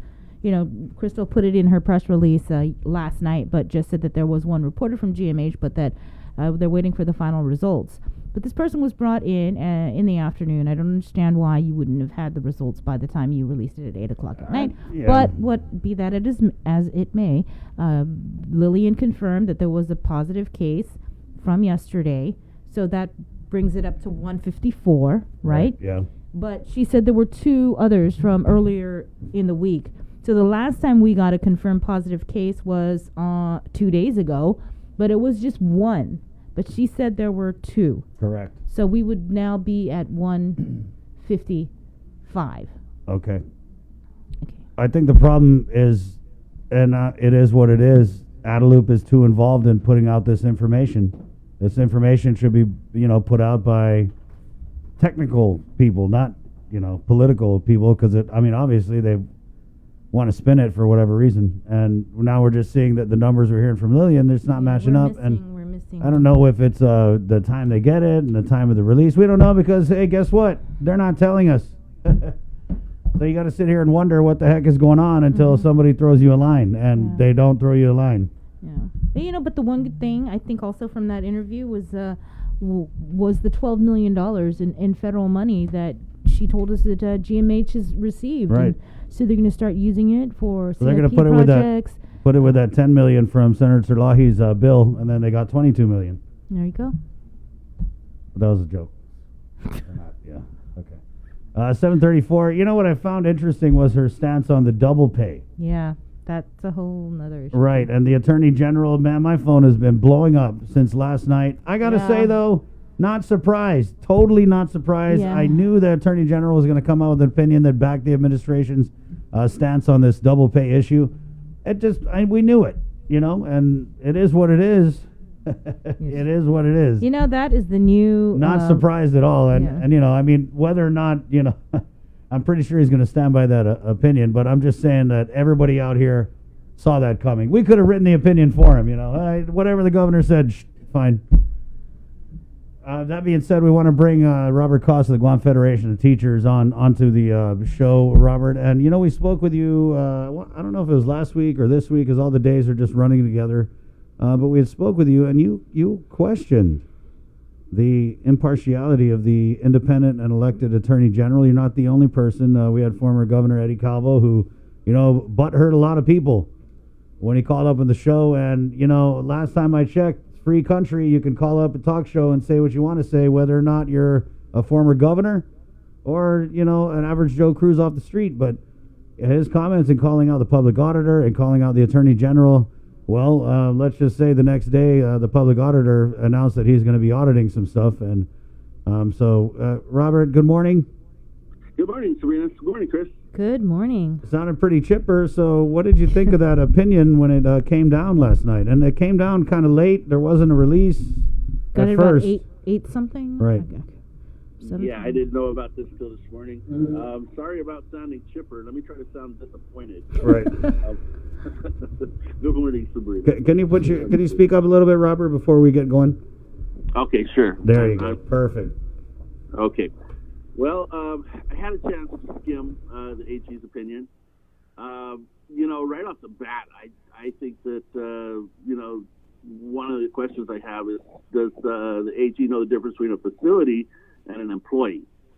And the reason I say that is because he seems to say you've got to meet all three conditions. I'm not sure that that's even how it's been applied in the past, and I don't think that's how it was even applied in this instance. But the facility closed, employee is designated as essential and works, and then he can be entitled to the premium pay. I think the declaration of the governor may, and this is just my thoughts right now this morning. Our expensive attorneys will come up with the official legal discussion, but I think the intent of the law was that if there's a declaration of emergency, you require employees to work, and you let others go home and be paid for not working. That creates disparity. That creates inequity, and that's why there needs to be some recognition for employees who are not allowed to go home and stay with their family and be paid, while other employees have to go out and actually do the work. And so there should be some sort of appreciation. I'm surprised that Lillian absolutely doesn't support this at all and doesn't see the inequity. I don't know how she even thinks this is fair. Again, I said that before. It just escapes me. But yeah, all the government was closed. When the governor declared an emergency, she shut down the government. That was pretty clear. All employees were put on administrative leave. And then she authorized supervisors to determine who the essential employees are and tell them to get their butts back out there and protect us. So, when leaving, I think he confuses the locking the front door versus actually performing work during an emergency period. I don't think any of the agencies lock their front door. So what does it mean for a facility to be closed? I think that's very vague. And even like GPD, there may have only been a handful of employees who were put on administrative leave. But a majority of employees were determined to be essential and got out there and kept us safe. Nonetheless, emergency declaration was in place. Some employees were put on administrative leave. If your agency put one employee on administrative leave, certainly you're going to fit into this category. I agree. They probably never locked their door. They're police officers. What do they got to worry about? So, you put your employees on administrative leave. You require some to work. Then you need to do something about the equity. And this is a government-wide problem. I don't think it's agency by agency at all. That emergency declaration declared the government of Guam to be in a state of emergency. And then what Lillian said in the past, the typhoons, those employees put their lives at risk. Didn't we just hear that one of our GMH nurses' life is at risk? Didn't she come down with the COVID? So, what are we going to do? We're going to keep fighting. We're not going to stop fighting this until we've exhausted all of our avenues, because I just don't accept it. And yeah, Lillian has defended this administration in the past and appears to continue to do so. So no surprises there either. So when you see the word facility, it means the government as a whole being the facility. It means nothing. Oh, okay. Yeah, the inequity occurs when you send some employees home and you put them on administrative leave, but you say, but your buddy there, we need him to work. And so now there you have inequity. And so it's really when you put employees on administrative leave and other employees go out and work, that's when the inequity occurs. And that's where some sort of consideration needs to be made for essential employees. So whether or not they lock the front door, I don't think that's the deciding factor. You know what I thought was interesting? But is that what they're saying, though? That's what Lillian said. You must meet all three conditions, and they never. What does it mean to close the facility? And I don't think that's it. It does not hinge on closing the facility. It was never applied that way in the past. Employees were paid under this policy anytime this sort of equity issue surfaced, and that's how it should be done again this time. So there's precedence. Yeah, absolutely. Not just in the past. Not just a past practice, but also in the current instance where we have some agencies who are getting paid and some who are not. You know what I thought was interesting, Robert, when we talk about the impartiality and the AG's, a lot of people are just questioning his ability to remain independent. In his opinion, he had said that our office's role, however, is to interpret the rules as they are written. Amending these rules is, of course, a matter of policy most appropriate for the legislature. The Organic Act, in fact, expressly authorizes the legislature to set the compensation of all GovGuam employees, Camacho stated. Right. Right. So I was just wondering, how did he turn a blind eye to the executive order that the governor issued with the COVID differential pay? Is that not setting compensation for all GovGuam employees? No, I think his opinion is exactly that. It's an opinion, and you know what they say about opinion. Yeah, I do. Yeah, that's his interpretation, not mine. And again, I think if he's going to hang his hat on the fact that whether or not the facility was closed or not, as being the weakness in our argument, I do believe we will overcome that. And that ultimately, I hope the governor sets aside some money. One of the big concerns I have is he's saying this policy doesn't apply. Well, if federal funds were used in the past under this policy, does that now require GovGuam to pay back those federal funds? Because my understanding is the policy has to be in place in advance of the emergency period in order to qualify to use federal funds. Right. We've been covering this, Robert, and it kind of seems like they could definitely pay the double pay and make the ask to FEMA that it be reimbursed. And then this whole argument that, double pay is going to bankrupt GMH, it's going to do this, it would just be out the window, because if FEMA is going to cover 75% of it, we end up paying whatever 75% of that is. Yeah. One of the heartbreaking things now is even if the legislature jumped on their white horse and came to our rescue, would the policy be in place prior to the emergency period? Right. No. It would be a general fund obligation at that point. I don't know. That may be a situation where GovGuam could not, afford to do something like this. Do you think that the administration is going to take this opinion from the Attorney General and start taping it to GovGuam agency doors and hold it up like, hey, yeah, this is it? Oh, I have no doubt she's going to wave it around. But I think we got what we paid for. It was free, right? It was, yeah. It was free.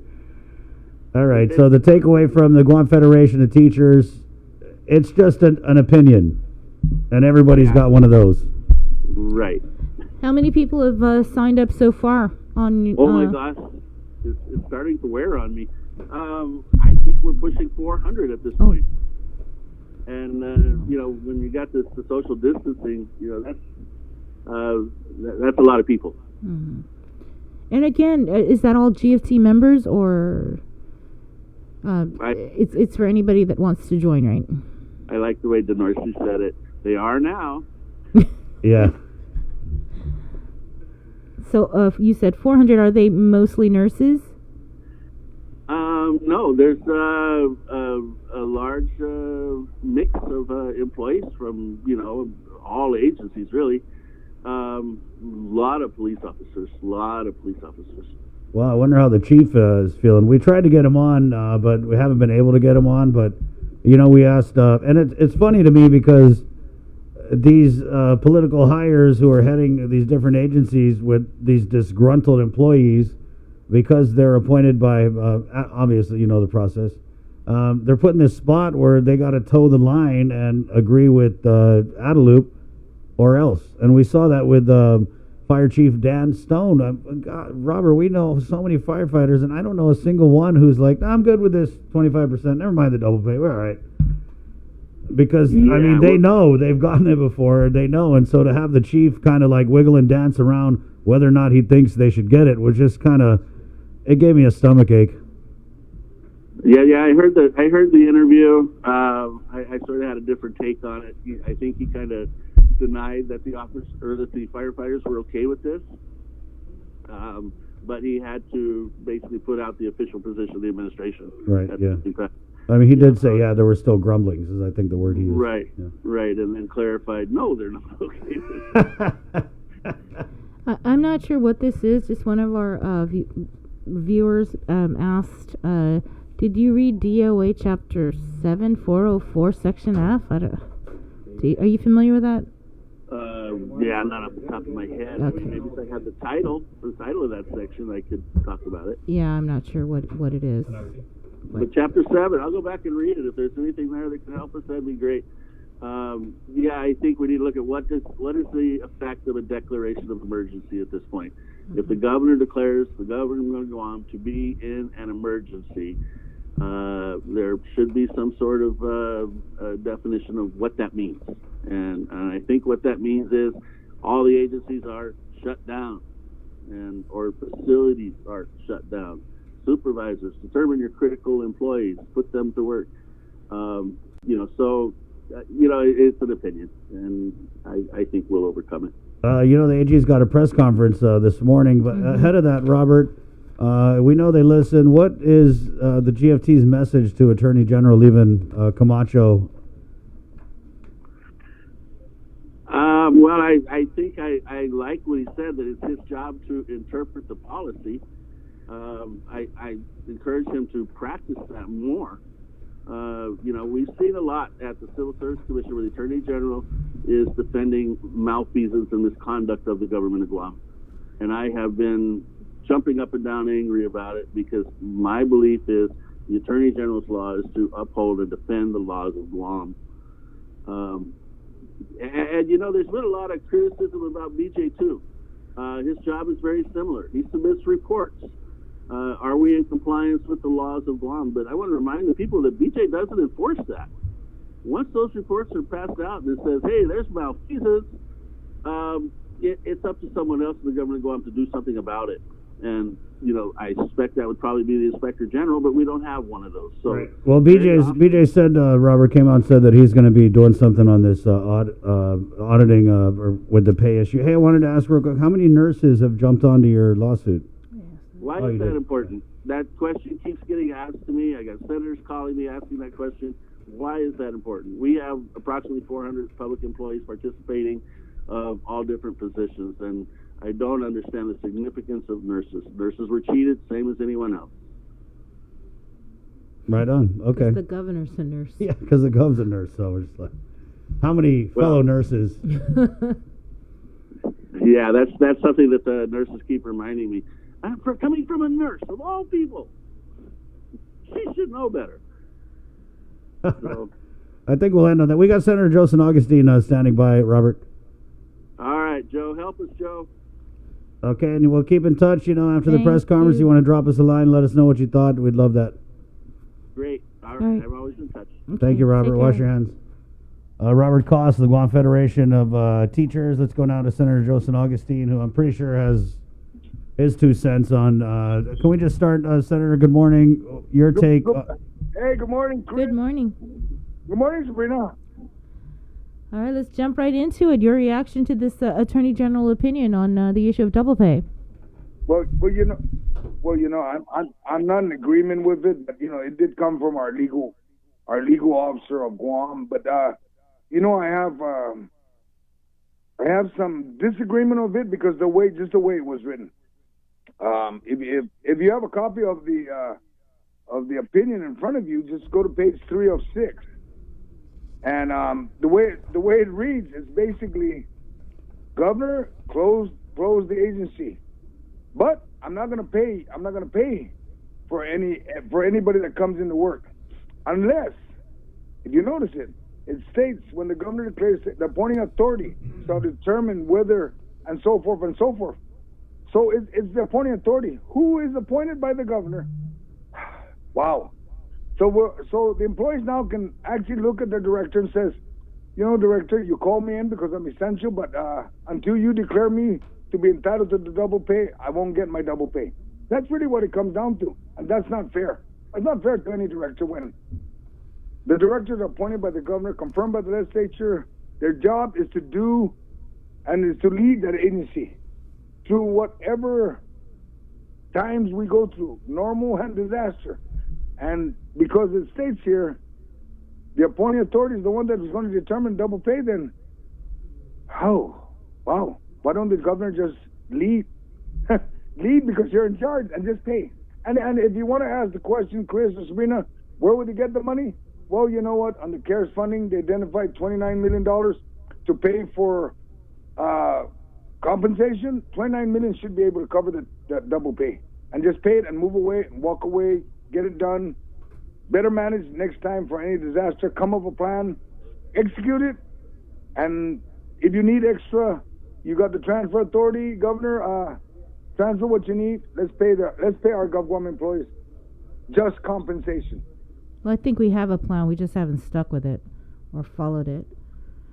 Yeah, because if you look at the gosh, when I read his opinion, I'm like, okay, we're going to say now when they deal with GMH or GPD, yeah, they're not closed. Of course not. But at GMH, the biggest word was stay at home. If you feel sick, call your doctor. If not, call public health. Call everybody else, but don't go to GMH. But they didn't say that. Don't go to GMH. But basically, GMH was not available to the people of Guam unless you were diagnosed to have that disease, that virus. But we're going to say that those are not essential, but they're essential, but they're not essential for double pay. But they're essential for everything else. Wow. And then, you turn around and you look at the other agencies that are out there, Sabrina and Chris, you have revenue and tax people. I need you to come in because I need you to process the tax refund. But you're not essential. We need to take care of the stimulus, but you're not essential. Really, that's what it's saying. Until the director says they're essential. Let's go down to public works. We can go down the list on every agency that was technically closed or generally closed. Maybe I shouldn't use the word technical, but the word generally closed. If I call you in, that doesn't mean you're essential. So don't expect double pay. Wow, really? I don't know. As a director, if I was a director, I would stand up for my people because that's what they are. They're my staff. And I would have been like most agencies did. They only called in who they believe would carry the mission and fulfill what is needed. Like DOA, you had people come in from DOA to process, to hire people, but they're not essential. Really? But we'll blame it on the director because you're not declaring them to be essential to receive the double pay. That's why I don't agree with this. And the funny part is this is a rule created, promulgated, and implemented by DOA. So for the AG to say, well, the legislature has the power. Yes, the legislature can change the laws. That's no doubt in anybody's mind. We don't need an AG opinion for that. Mm-hmm. But DOA, that's the rule that you've engaged in. That's the rule that you could have changed. But to change it midstream, wow. Yeah. Without any AAA or anything, wow, it's amazing. Mm-hmm. But, you know, like I've told you before, Sabina, is that I guess the quote of the day now, it is what it is, but I'm not in agreement with this, and I'm going over it, and I'm going to be seeking my staff and asking for legal opinion and what direction we need to go. We need to just provide just compensation to all the employees that had to come in. They didn't have a choice. Mm-hmm. They couldn't stay home and barbecue or watch Netflix. They had to come into work. Mm-hmm.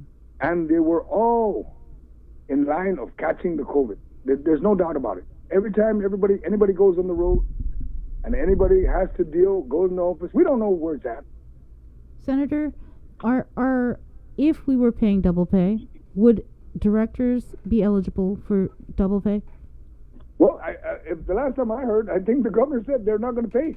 No. But if we were paying double pay, would directors be eligible to be paid double pay if they were working? They could be, but you have to remember, okay, the governor is going to identify that. You know, I give you a good example, okay? If the governor felt that you need to open, but directors, I'm not going to declare you for double pay. Can you handle that? I mean, I don't know. If I was a director working for the governor, my people will be first before me. That's just how I would work.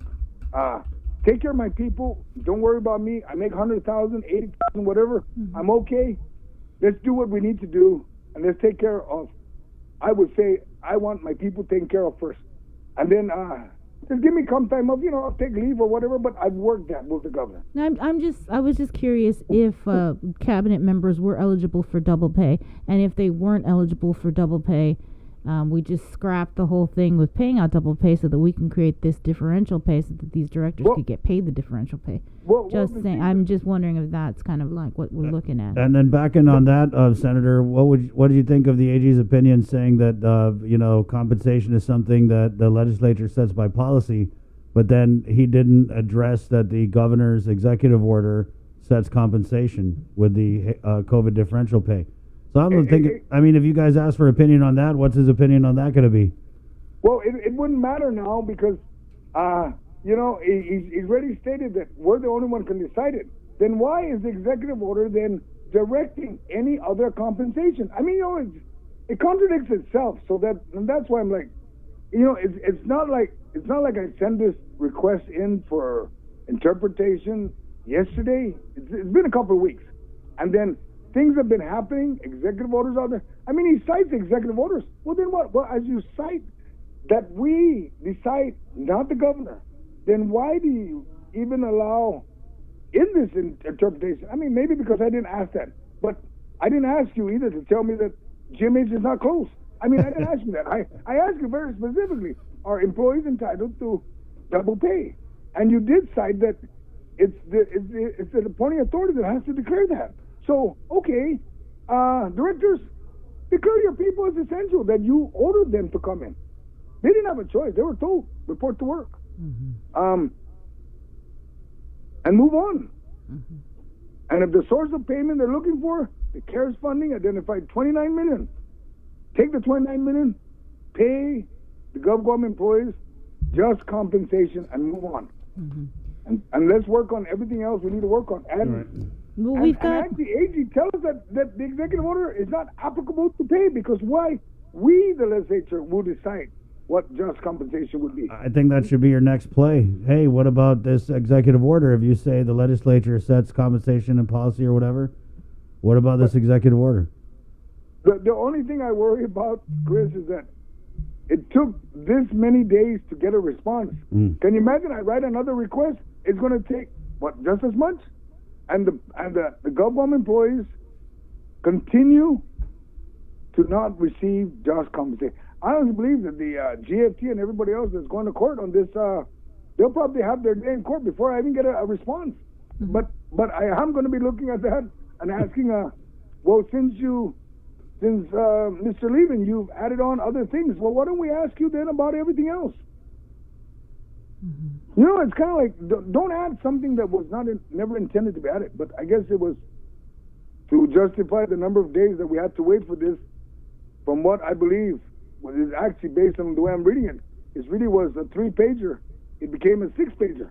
Well, I think because they were only open for an hour a few weeks ago, so maybe come in, work on it for 10 minutes, and then work on something else. And No, honestly, Chris, the word I'm getting is that even the AG's office was open, but they had to open because they have investigated. There's things that every agency has to fulfill, and they're essential. You know, you've got the child support. You've got a bunch of folks in there to address this AG opinion. They have to address this. And, you know, all I want to say is, really, Chris, we're going to point now the direction that it's the appointing authority, not the governor. It's the appointing authority. So every director, take note. If anybody doesn't do double pay, it is not the governor. It's nobody else. It's you.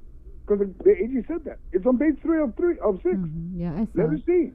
But what about, you know, at the very end, though, he also basically threw it over to the legislature. I mean, you could go in and you can change the law. You can go override Bill 324. So 326. So what? You guys planning on doing anything, or we're just going to go with this AG opinion? At this, Sabrina, is that 326 added additional compensation. I just wanted to address first the basic rule that's there. What's written in the rule. What every GovGuam employee must adhere to. And, gosh, directors, you have a responsibility. Let's start with that. Now, going forward to the Bill 326 or anything else, yes, that'll be left to the legislature. Now, if it comes up for vote, you can't even fulfill this requirement on the rule. And DOA director, you chose now to change the rules without any input from anybody. Last time I checked, any rule and everything that, you know, any policy that has to change, if it requires a AAA, do so. If it requires legislature's input, please ask. But to just do things on your own and say, no, well, this is how we interpret it. Well, what's the next director going to say next term? This is how we interpret it. And remember, we just had a call recently from former Governor Koss saying, it says pay. I like to hear, I'm wondering if any other governor is going to say, we paid it, or say they didn't pay it. You know, it's funny, we had former Governor Gutierrez to start the show, and Sabrina asked him, hey, were you on the double pay? And he was basically like, oh, I don't know about the double pay because, you know, Lou's going to get mad. I mean, it is what it is. That's what it was, is he didn't want to come out on the wrong side of Governor Lou.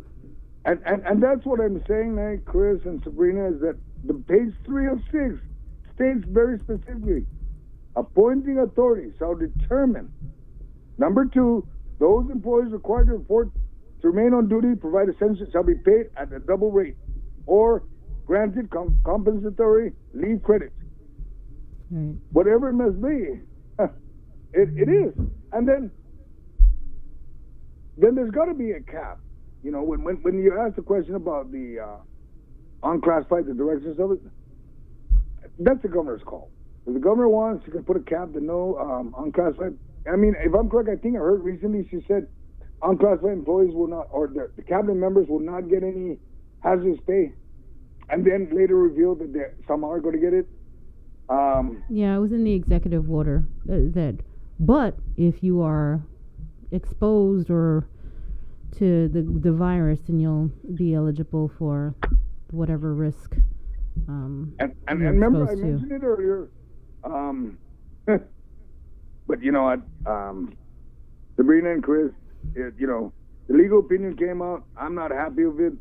There's too many holes in it. And I'm not going to blame any director because the director's going to do what they need to do to get this job done. I just turned back to Governor, and your CARES funding, you identified in the 117, you put aside $29 million for pay compensation. My recommendation is take the $29 million, pay the double pay, and then determine exactly how much more you need. You still got money after you minus the 29 and break it down, because the $36 million that they estimated was in relations to Bill 326. Right. I'm only talking about the double pay. I'm not talking about double pay plus 10% or plus 15 or plus 25. Simple double pay, a disaster. You declared it. The president concurred with you and declared it at the national level. Provide just compensation. I mean, let's just do the right thing and move on. Let's not play with words, because at the end of the day, it's the employees that are suffering. And then let's move on and let's continue to take care of everybody else on Guam. Let's get this money out. Let's get this rolling. I mean, you remember just a couple of days ago, we just had a hearing that they finally released that they got 500 some million. Why didn't you tell us a month ago? I mean, tell us about what's going on. Maintain transparency. You have to FOIA now, Senator? Huh? You guys have to FOIA now?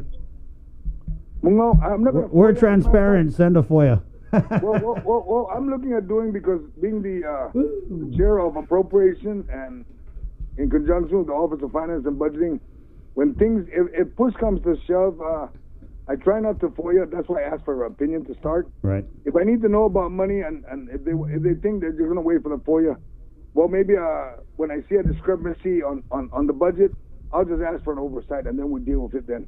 And if they're hesitant, then we'll attach a subpoena. We'll do what we need to do, because why? That would be our job. And if we're going to play with the FOIA, we shouldn't have to FOIA. The three branches of government need to work together, and it doesn't matter. I'm willing to work with them, but if they want to play with words, I look at the numbers, and the numbers tell me $29 million is set aside in the CARES for compensated employees. Pay the double pay then. Okay, Senator. Thank you. Okay. Yes. Thanks. Thank you. All right. Wash your hands. Take care. Okay. It's 8:05. We're KUAM-FM Aguttin, Guam. We're going to take a break, do the anthems, do the news, and then we've also got a Guam Visitors Bureau Board Chair Sonny Yata coming on, and I want to squeeze in a Minority Leader, Senator Taitague, and talk about that hearing yesterday where you couldn't ask any questions. I don't get it. It was the informational briefing on COVID-19. Right, but we're the only ones that are going to give you information. It's a one-way to... man, so we're going to talk about that coming up. It's 8:06.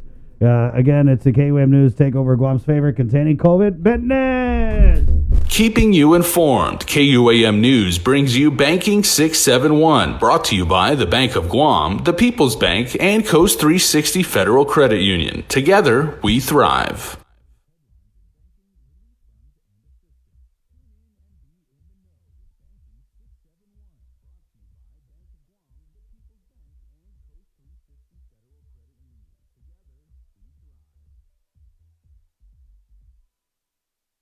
KUAM News COVID-19 Takeover on I-94 FM is presented locally by Ambrose Inc. GU Self-Storage, conveniently located near the Harmon McDonald's. We offer affordable rates, online payments, and auto bill pay for your convenience. Plus gate access daily from 6 a.m. to 9 p.m. Call us today at 648-7867 for more information. With the new challenges we're all facing, First Hawaiian Bank wants to make sure you have access to your financial world. With FHB Online and our mobile app, we hope to make banking the least of your worries. Visit fhb.com/digital.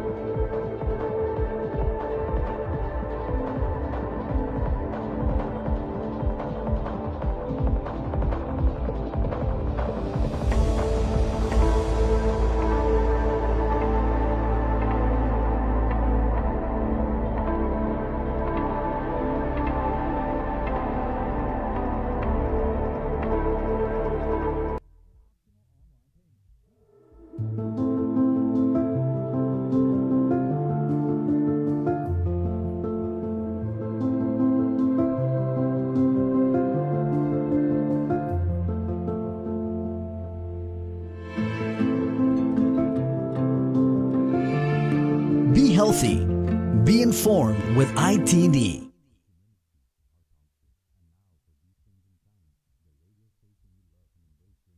Be healthy. Be informed with ITD.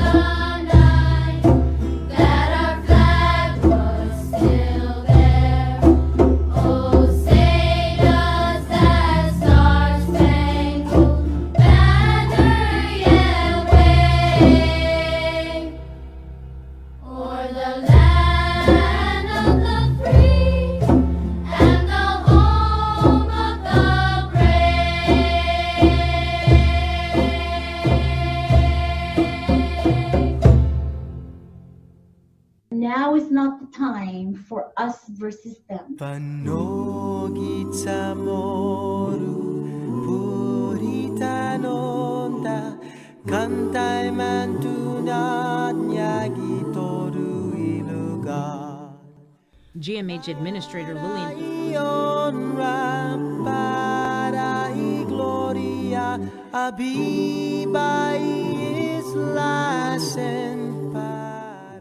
University of Guam, Dean of Nursing, Margaret.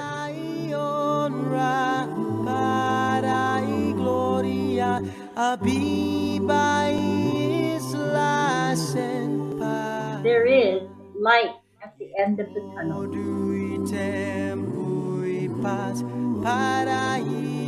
Help is on the way from a marine medical.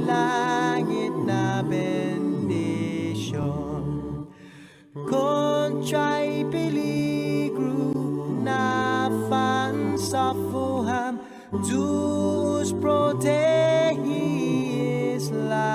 Guam. Out in the public, where all are more exposed. 585 have tested positive.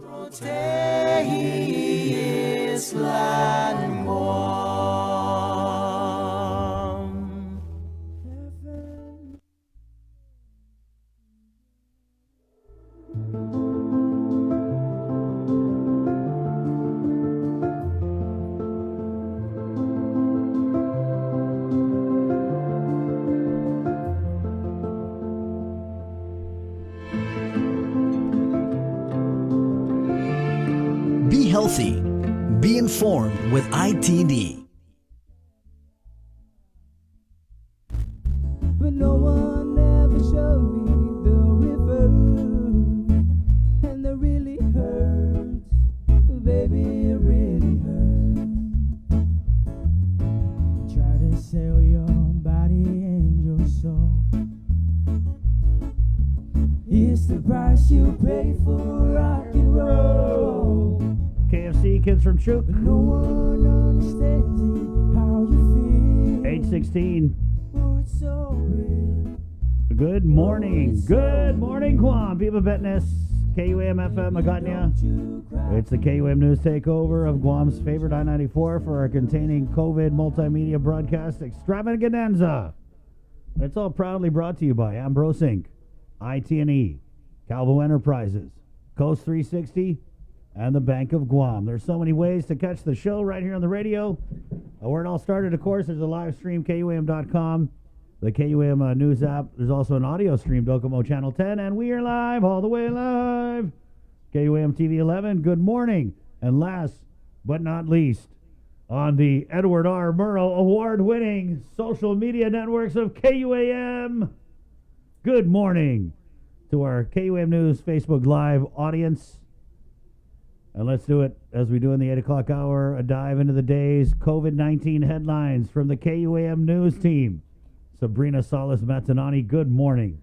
Half a day, everybody. The latest from the Joint Information Center just before 8 o'clock last night on Thursday. Only 30 people were tested and ran through Public Health's lab. One tested positive. This brings the total number of confirmed cases of COVID-19 on Guam to 152, with 5 deaths and 124 recoveries. According to the Joint Information Center, there was one additional case that was reported to the Guam Memorial Hospital. The release stating, however, results are still pending. But as you may have heard earlier on our show, we had Guam Memorial Hospital Administrator Lillian Posadas, who actually confirms that one report that was made to GMH was positive, and she also confirmed with us that there were actually 2 other confirmed cases of COVID-19 from earlier this week. Attorney General Lillian Camacho has issued his long-awaited opinion on the issue of double pay for essential Gov Guam employees. The opinion was in response to a request from Senator Joseph Agustin on the application of the Department of Administration's Personnel Rules and Regulation 8.406 relative to double pay for essential employees during an emergency. DOA is not going to pay out the double pay, and apparently with the AG's opinion issued last night, he won't have to. According to the AG's opinion, under Rule 8.406, an employee is entitled to receive double pay or compensatory leave credits when 1. The governor has declared a state of emergency. 2. The facility that the employee works at is closed. And 3. The employee is still required to report to work in order to provide essential services. The AG stated that although the first criteria was met, the answer as to whether the remaining criteria have been satisfied may not be as neatly packaged as desired and will instead depend on an agency by agency determination of the particular circumstances regarding operational status of each agency and the work status of the affected employee. According to the opinion, although the second criteria is clear, the office recognizes the application to our current state of emergency could lead to unintended and illogical inequities among employees in different agencies, citing, for example, nurses and doctors and other health professionals working at GMH or public health could be categorized as fully operational, including public access, and would not be eligible for double pay, while on the other hand, essential employees in agencies that did not provide direct COVID-19 related duties, such as administrative support, may be eligible for double pay if it is determined that their agencies were categorized as completely closed. The potential for such disparate and unequal treatment under the rule, where frontline healthcare workers could not receive special emergency compensation under the rule, but administrative support workers might, would be a travesty of the highest degree.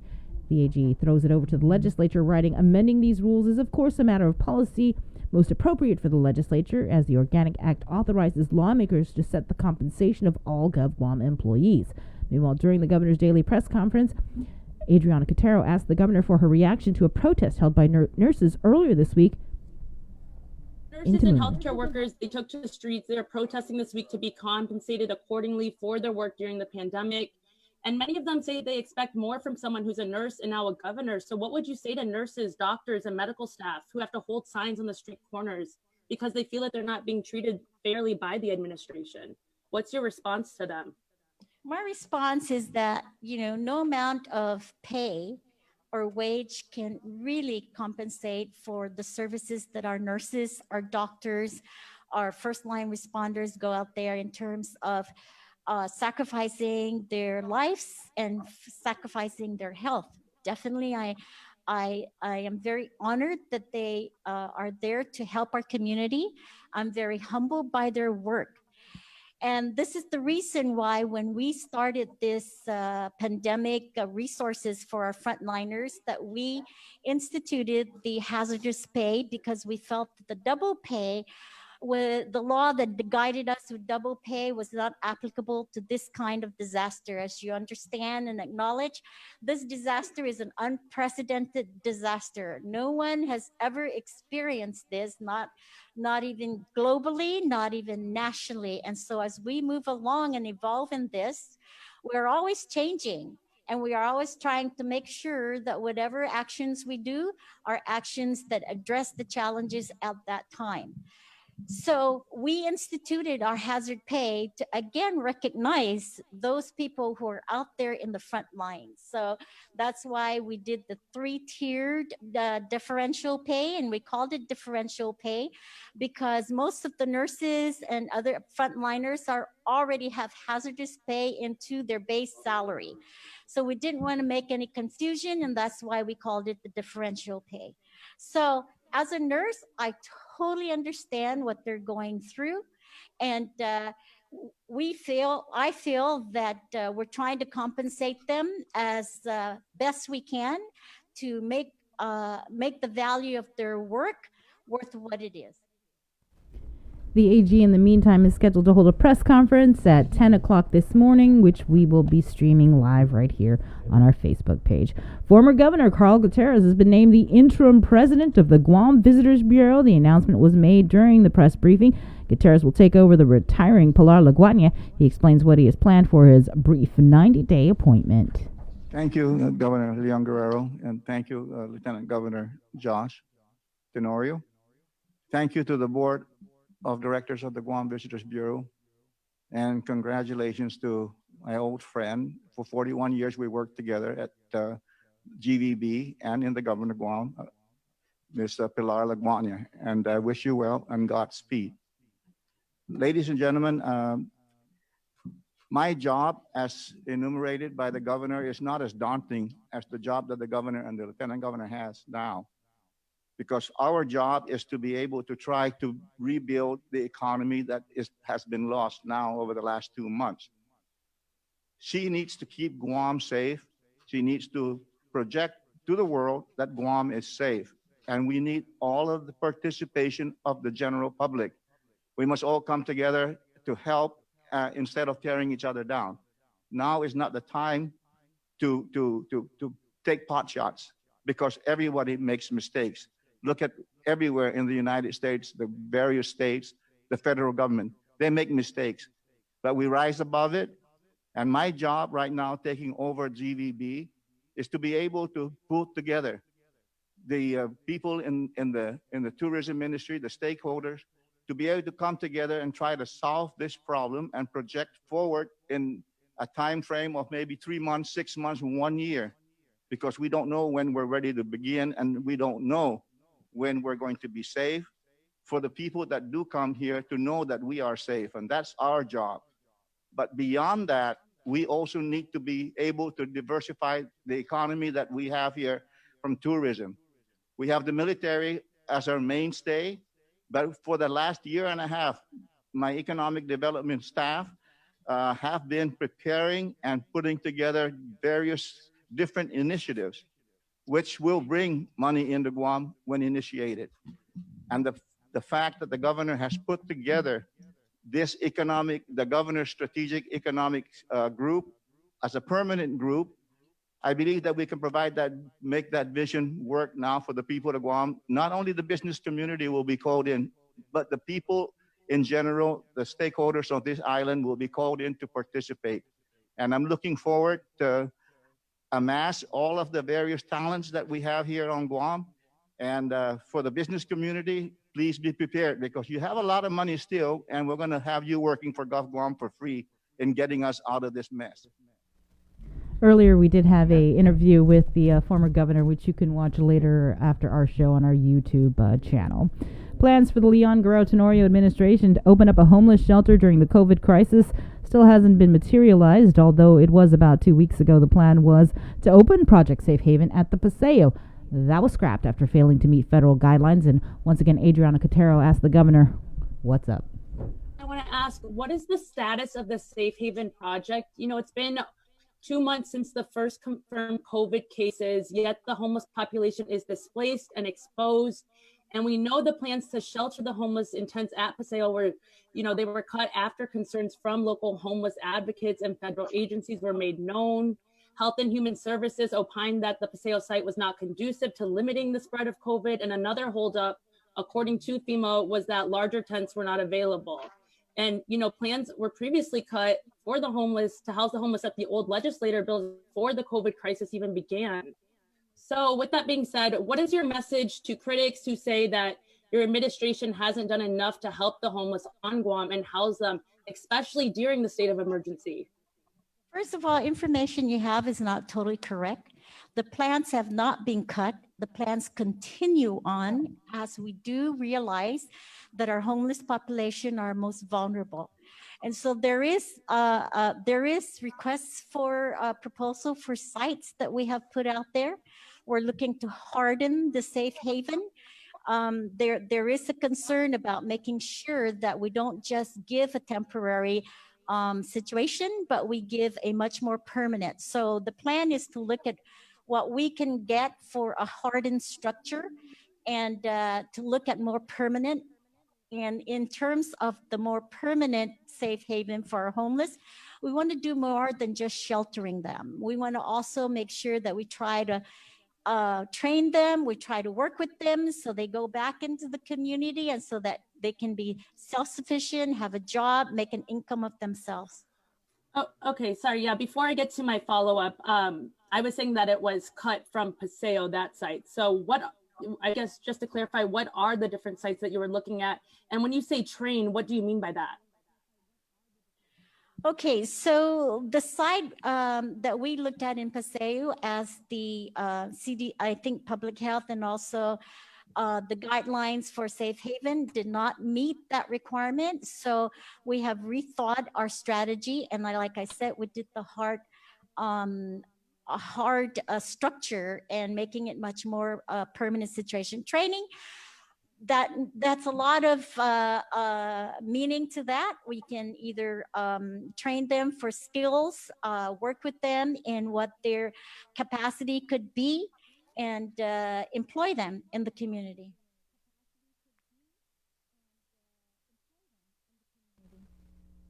In national news, the former head of the government agency charged with developing vaccines is delivering a stark warning to Congress about the coronavirus response 1 week after filing a whistleblower complaint.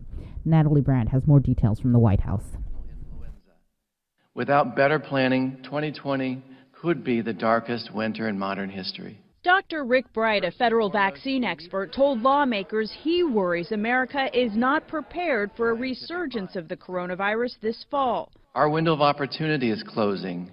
If we fail to improve our response now, based on science, I fear the pandemic will get worse and be prolonged. Dr. Bright filed a whistleblower complaint claiming Health and Human Services leadership dismissed his dire predictions about the coronavirus in January.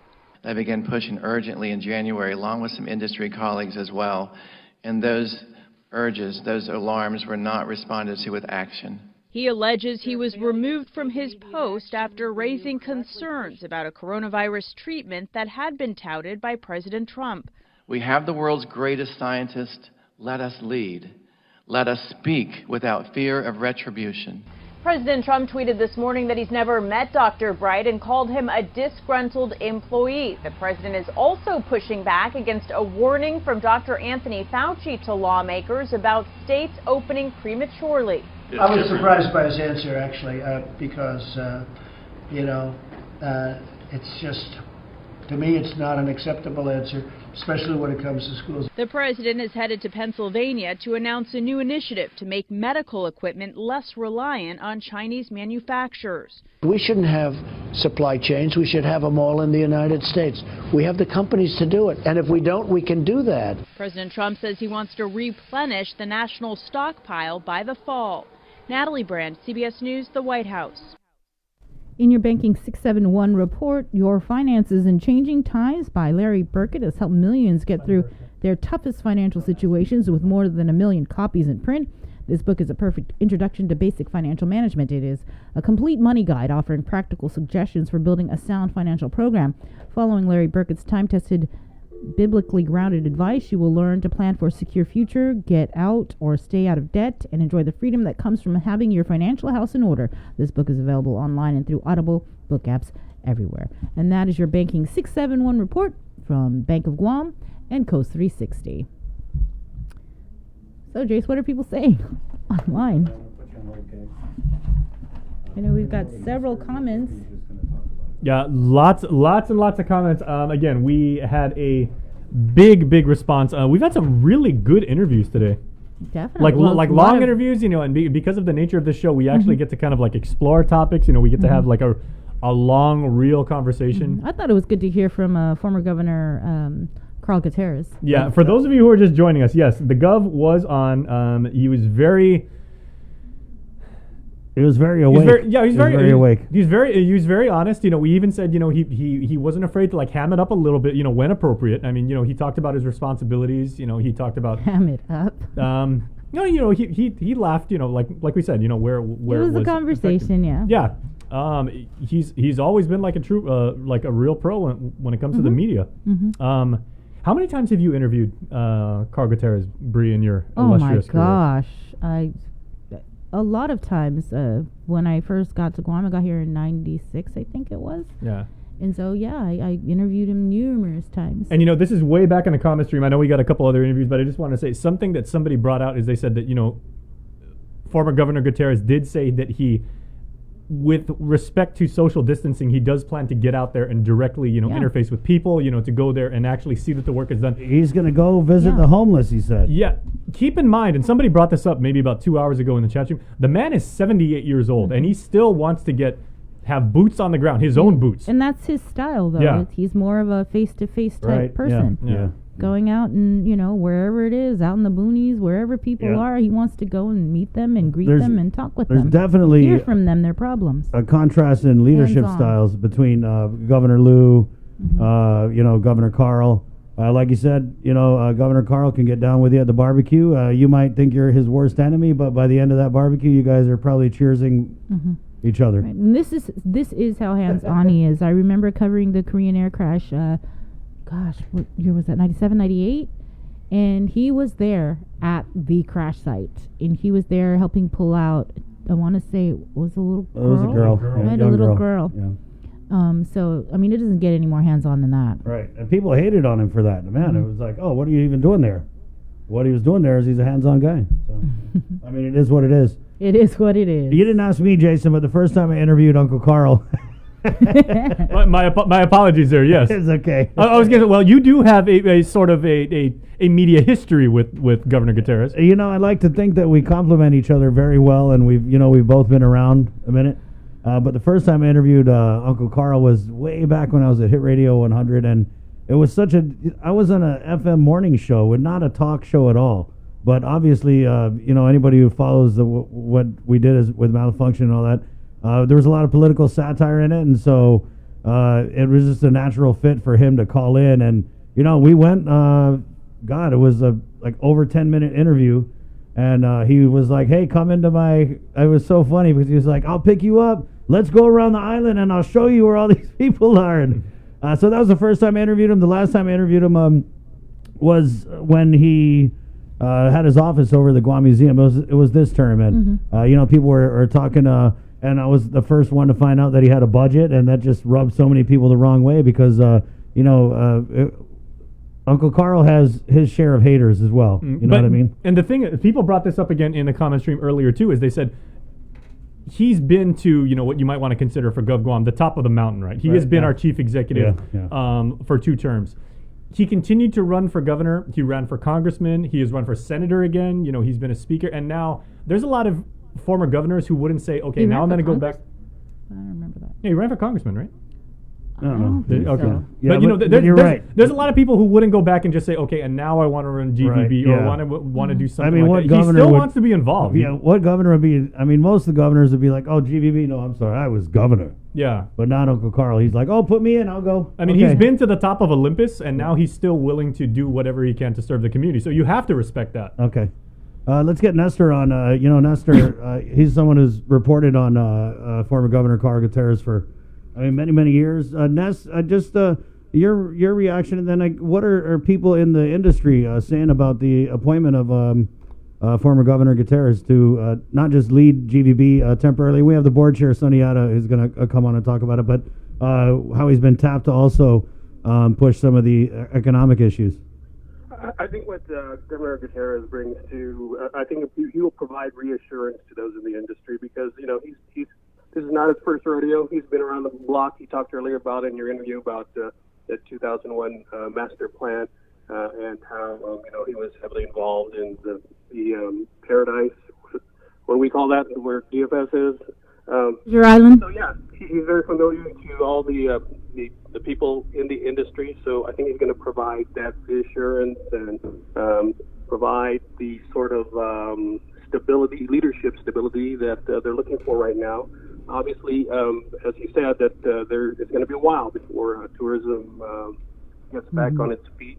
Certainly won't reach the record levels that we were at when this virus hit. And I think Sonia will tell you that too, that it will be a long, slow climb. But they need someone right now, since when Pilar Laguatnia walks out the door, that's 41 years of experience that's walking out the door. And so I think, it was a good choice. I don't think anyone is going to question his ability to, settle things down at the GVP. But the bigger picture, like the governor mentioned, was also he's in charge of economic policy, basically, and his goal is to diversify. And this might be an opportune time for the diversity of the economy beyond just tourism. So, and he's told me in the past too. I mean, all of us have our anecdotal stories about him, but he told me that as a former governor, he has that stature to be able to go to the markets like Japan, Korea, Taiwan, and even the Philippines, and talk with their top leaders and explain what Guam's situation is and what they can do to help us. So, I think it was a good choice. Yeah, I think it's interesting when he said, your business is out there. I know you got some money, and you're going to come and you're going to work for GovGuam for free. Yeah, he told me that story. I interviewed him for the governor's book that we did, and that's one of the stories that he told me. And that is a classic Carl Gutierrez. And you said, Bree, that he was a hands-on guy. He definitely is that. and I've been tracking him since I first started back when he was a senator in the I think it was the 21st legislature. Right. That far back, and yeah, he's been involved in politics and government leadership for going on 60 years now here. Yeah. So, you know. So basically, when Pilar LaGuardia walked out the door with her 41 years of experience, someone with 60 years of experience walked in it, right? Right. And so, yeah, that like I said, that will provide the reassurance and the leadership stability. I think that the tourism industry is kind of hoping for. Right. Well, Nessa, we got the board chair, Sonny, on, and we're definitely going to get his 2 cents on this. So thank you for your time. Is there? I know one of your shows I really love is that In Full Zoom, man. It's a different way to kind of talk with people in the business community. Can you tell us a little bit about what you're working on, maybe down the line for some future shows? Yeah, well, we take one. What day is today? Friday. Today's Friday, right? So 2 days ago, we interviewed Andrew Gale and Rod Boss, and Jason was there. And so we talked a lot about the influence of telecoms and how this paradigm shift is continuing, and maybe is being accelerated by the global pandemic. And they had all of this wealth of information to share, and the three of them were the tech geeks, and I was like the reporter there. So that'll be fascinating stuff for folks who are interested in understanding more about what the telecoms will be offering in the future. Because one of the questions I asked them first was, do you think anybody had any time to play around with their phone during this pandemic? and I was looking at my usage, and I couldn't believe my daily average was 12 hours. Crazy, yeah. Yeah, that's crazy. All right, Ness, appreciate it. Thanks, Ness. See you later. Yeah, see you later. Wash your hands. Yeah. Okay, 8:40, and let's go ahead and get GVB board chair Sonny onto the show. Good morning, Sonny. Hey, good morning.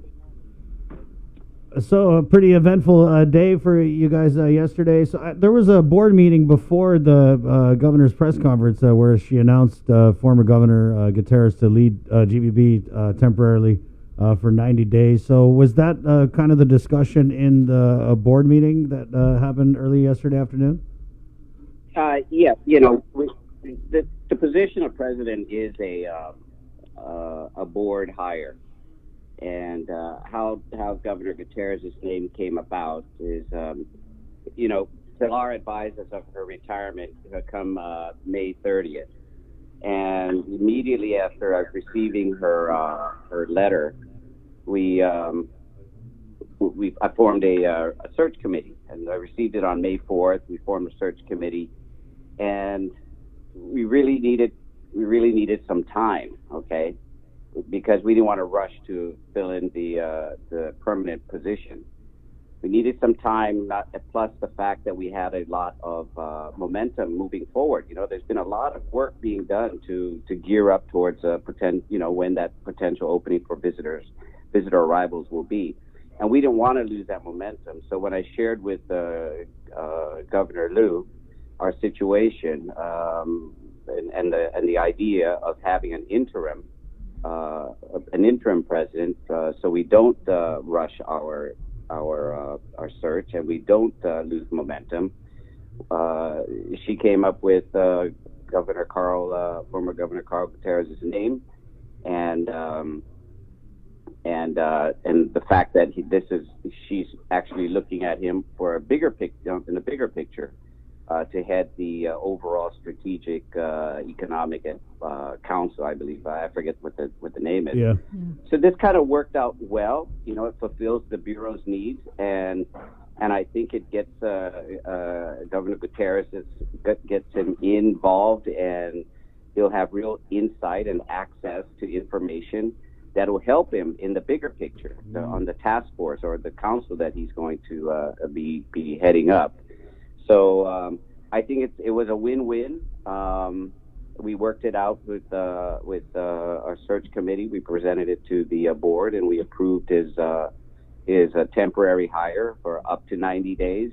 Because again, the search committee is active, and we just also approved a job description. We're really looking at an executive level. We're looking at we didn't want to necessarily just look locally. We might broaden our search, and because the executive that we're looking for to man up the bureau is really a rebuild. It's rebuilding the industry, Right. and so it's a long term. You know, we're in this for COVID. Is going to be with us for the next 2 years, maybe longer, or until such time that there's a vaccine and it can be shared worldwide. But we're going to have to live in very different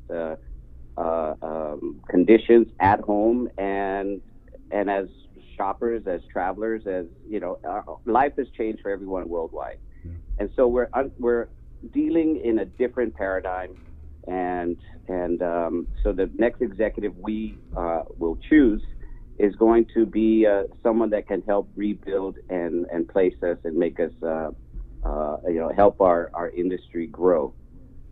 Sonny, I want to go back to when you said Governor Liu brought up the name of former Governor Gutierrez. What was your initial reaction? Did you have to like check the phone and be like, hold on, wait a minute, who'd you say? No. You know, I mean, we had a short list already of a 90-day transition. You know, it was a search committee that we came up with the idea of having an interim president. Right. Just someone that, and we had some other folks in there, but his name made sense because, you know, the bureau is nothing new to him, and we also, so there wasn't a learning curve there. Right. And then there was also the governor Liu's bigger picture. It made sense to transition him in, and so he's going to come out of GVB much more knowledgeable about where we're at and what needs to happen, and he puts that in his bigger equation of overall the overall look of the economy on Guam. And for Governor Carl, as I mentioned, you know, there's a lot of things moving already. We're actually, the fact that we moved from PCOR 1 to PCOR 2 on May 10th, if all goes well, we could possibly be in PCOR 3 by mid-June. And when you're in PCOR 3, then the next step is opening up our borders. So we're targeting to be ready in July. You know, hopefully we're ready in July to at least on the ground. That's what's so important, is that we're ready on the ground so that the airport knows how to handle, has its new operating procedures, that the hotels have their new operating procedures, that the restaurants have their new operating procedures, that the bus companies, and so on. Now, so we need to be safe on Guam. We need to have the right procedures, and everyone is used to it. That's why opening up the shops and the restaurants now, it's where the employees and are adapting to these new procedures of safety. Now, COVID-19 is going to be with us for a long time. It's a matter of reducing risk. And so if we can show to our core markets, Japan, Korea, and Taiwan, that Guam has their procedures down, their airport is ready to receive, their hotels are ready to receive, and so on, then we're a step ahead. Because right now, there's going to be no travelers, even if we go into PCOR 3 or we open up our borders, because the fact is that there are quarantine requirements in Japan, in Korea, and in Taiwan, that anyone traveling back or traveling in, even if it's a returning local, returning to their country, they have to go under quarantine. So there's really going to be no business tourist travel until those countries remove or ease their quarantine requirements. But we have to be ready. So that's the important thing, is we've gained momentum between the doctors and the business folks. You know, there's been meeting after meeting after meeting, and we're gearing up to be ready and to promote Guam as being a COVID safe. And so the Governor Carl comes in, and he can continue this momentum. You know, we can't committee these activities to death. We need to have now someone to command and be in charge and yeah. So that's where we're at. I think he's a good fit. It was a good call on Governor Liu's behalf, and I think the industry is acceptable of him. And like I said, he could be there for 30 days because we found an executive ready to come in, or he could be there up to 90 days. What are the terms of his hire? The terms of his hire are, like I mentioned, he's up to 90 days. He's already being paid by his current position. I see. Okay. He does have to have. He is going to. He works for the board, and he needs to continue to. He has to watch the shop. I mean, he has the authority of a president. And so he has to watch the shop. He has to attend the meetings. He has to be the voice of the bureau, and really to help again continue the momentum that's being built up. He needs to understand that we have a COVID task force already established within the bureau, and we have our plans. And so he needs to jump in there and throw in his ideas and share the plans and help move things forward. That's his job, but at the same time, there still needs the shop, the office to be manned, and so he has the full resources of the bureau, and understanding it really is a temporary situation, and I think he fits well in because, as mentioned earlier, there's not a big learning curve. He knows the major players in the industry, and it was a good fit. Right, Sonny. So right now we're on Give Us a Moment, right? So what do you anticipate the next phase to be? I know you said that we're looking at possible, if all things go well, of course this is hypothetical, reopening in what do you say, by July. So what would then be? I mean, Give Us a Moment. That's a great idea. What do you kind of and I know you don't have anything official yet, but just kicking it around in your brain. I mean, you're a guy who knows. What would kind of be the next step for you guys? No, we've already the next phase of the next messaging or shortly to come. The messaging is going to be showing that we are ready. We have to be able to say, and so our destiny is in the hands of the people. We cannot let our guard down. The practices of proper hygiene and social distancing, from the home to the office to the beach. Everyone, we have to get this in our minds. We cannot let our guard down for a moment. COVID-19 is with us. It's going to be with us for a long time.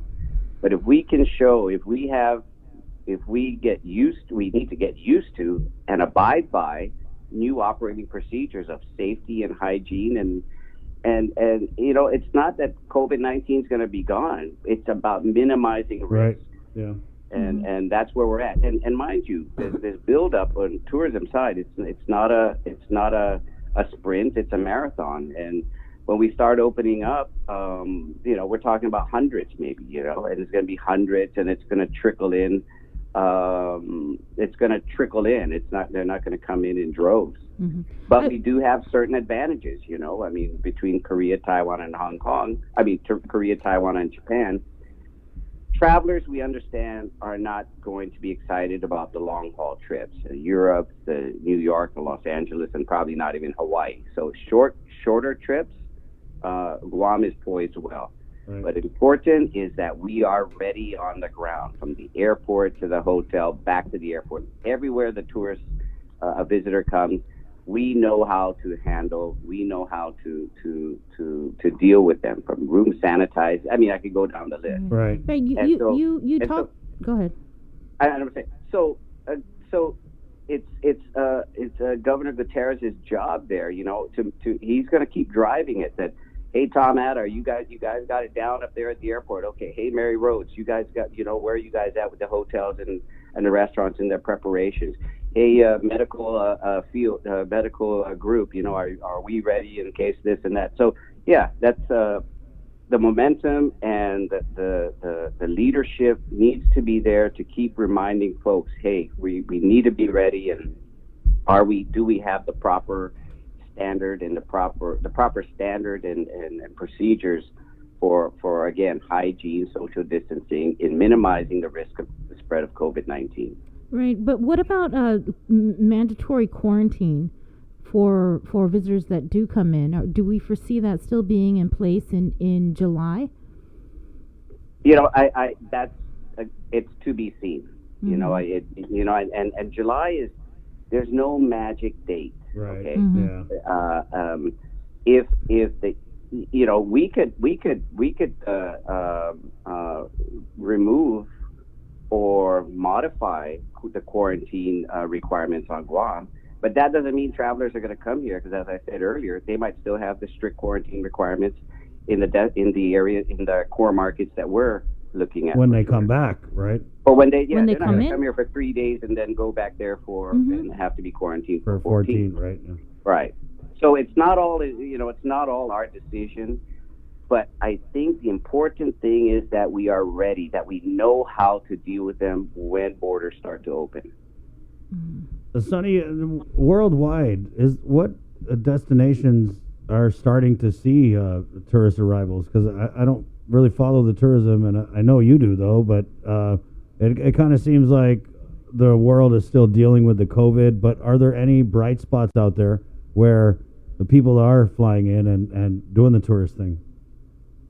No, I mean, I catch snippets here and there from the news. My focus is what's going on in Japan, Korea, and Taiwan, and at least in those areas, some domestic travel is happening.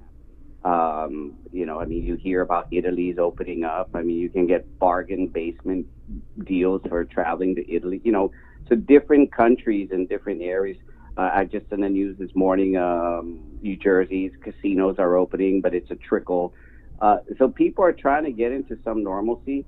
The whole airline industry, it's a whole other big component, but they have to adapt to half full planes maybe because of social distancing within the airplane. So it's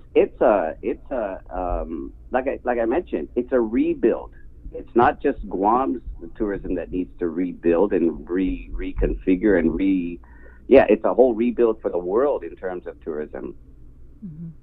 So what other names have been on this list or short list that you guys have that you're potentially looking at? You know what? I'm sorry, but it doesn't matter. We have our guy, and we're going to work with him as best we can and move forward. Are you anticipating any other leadership changes there at the Bureau, Sonny? When we get our permanent president. Oh, right. And that's what we're gearing up for, and then that's our goal. And so this just gives us time to concentrate and find the best executive level person to work at the Bureau, to lead the Bureau. Where does the deputy Bobby Alvarez, where does he fit into the picture in terms of former Governor Gutierrez? No, he's still our deputy. I mean, our vice president. If there are any with Governor Carl, he's in there. Any changes to personnel, we've left that. That needs to be that should be the call of the permanent president coming in. So any major moves, if you will, in the short term, will need board approval. Right. So what would happen if Uncle Carl says, "Hey guys, I know we got this deputy over here, but I want to bring in one of my own guys, and we just in the interim we work together, take care of some things." Would that be something the board would be in agreement to, or would it depend on how it's presented? Yeah, whether the board agrees or not, I don't know how it's presented, who's it presented, why it's presented. That's the board's duty, but. At this point, Bobby Alvarez is our vice president, and we're just dealing with an interim president right now. Okay. If there are going to be other changes, we'll work with what we need to work with. Yeah. Sorry, Bobby, I'm not trying to make you nervous. I don't know if Bobby's listening. He's like, wait a minute, do they know something? No, we don't. We're just asking. But as the interim president, he can hire whoever he wants to hire to help him fulfill his mission over the next 90 days. Again, by board approval. If there's justification for the presentation of this change or that, yes, but I don't think it's going to be fair to be making any permanent changes when that should be that should be left for the new incoming permanent president. That's my view. Right. Yeah. How many applicants are you guys anticipating to receive if you're opening it up to, The world? That's and that's a good question. I mean, just at our board meeting yesterday, getting some feedback. How wide do we want to cast the net? Do we want to keep it from Hawaii, for example, from Hawaii West, or do we want to hire a headhunter to vet through a worldwide look, global look? We don't want to keep it just local, but we also don't want it to get crazy and get someone might have a great resume, but from New York, but how relevant is that experience over here when we're primarily dealing with the Asian market? So yeah, we'll work it through. We'll meet again. I mean, since the Pilar's letter of retirement, we've met, gosh, 4, 5, 6 times already, and this is an ongoing process. The board approved the job description. The board approved the temporary hire and the temporary contract. So we're moving along, and I think we can accomplish this within 90 days and have someone new, a new leadership down at the board at the Guam Visitors Bureau. How much of a surprise was it that Pilar decided to retire? I think it was maybe just a week before GVB held that big webinar or conference over Zoom, and then all of a sudden, Then we got May 5th, we got our letter. Again, I when I received it and she gave me a call and I received it, I was surprised, but I respect her. I respect her decision for whatever she's put in 41 years, and right. I think she's been a great asset. She's a cornerstone of tourism for Guam. She's a professional through and through. I worked with her when I was in the bureau back in the late 80s and early 90s, and I've worked with her now the last year and less than a year and a half, but she is well known in Korea, Taiwan, Hong Kong, in my time, in the earlier times, Korea, Taiwan, Hong Kong, Japan for sure. She is known as a professional. She's very well respected as a professional. She's got into the PATA International Group board of directors. I can't say enough about the woman, right. and I give her, she's going to be a loss, but she set some good examples down there, and pre-COVID, we had record number of arrivals, we had record number of collections from the tourist into the tourist attraction fund, and a lot to her credit, and just the overall growth in the past 41 years of tourism on the island. Pilar's fingerprints are all over that. Right. So a lot of credit to her. I wish her well, and and we move on, and it's a whole new world that we're dealing with in just our regular lives, but tourism in particular, with the bureau for sure. Sonny, have you guys established criteria and qualifications for the president search? Yes, we have. Like I mentioned, we did approve a job description of the executive level type person we're looking at, and so that we're going to put it out there. Let me when we gather and figure out how wide a net we want to cast, as I mentioned. Then that'll be presented. I think that'll be the appropriate time to really present the duties and responsibilities that we're looking for, the experience we're looking for, and qualifications. Okay. Well, once you get it, if you could shoot that over to us, that would be nice. So thanks a lot, Sonny. Yeah, it was great to have you on. No trick questions. No, I appreciate it. Yeah. But,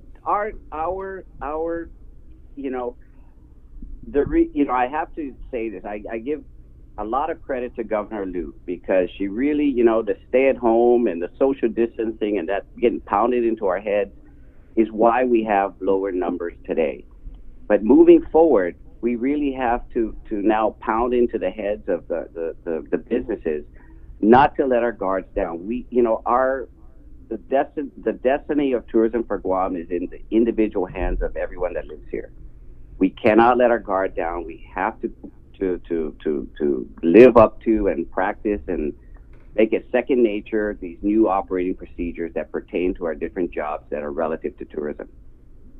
Correct, Sonny. Thank you. Hey, and we would love to get you on, maybe weekly, bi-weekly, if you can, just an update from the GVB board chair. I'd really appreciate that. Okay, well, you know my number now. I got it. I do. And thank you so much, Sonny. Thank you. Take Have a care. good weekend. Wash your hands. Of course. Okay. Bye-bye. Thank There you go. That's the GVB board chair, Sonny Anna. Let's keep it going here. I want to go over to Minority Leader Senator Tello Taitague. Good morning, Senator. Good morning. Good morning to you. So let me go ahead and leave this meeting here. Okay. Okay. So I just walked out of the meeting. It's funny. You get these individuals who telling you. Senator, I'm sorry, can you speak up just a little bit? I think this is much better, correct? Yeah. Okay. Hi, Sabrina. Good morning.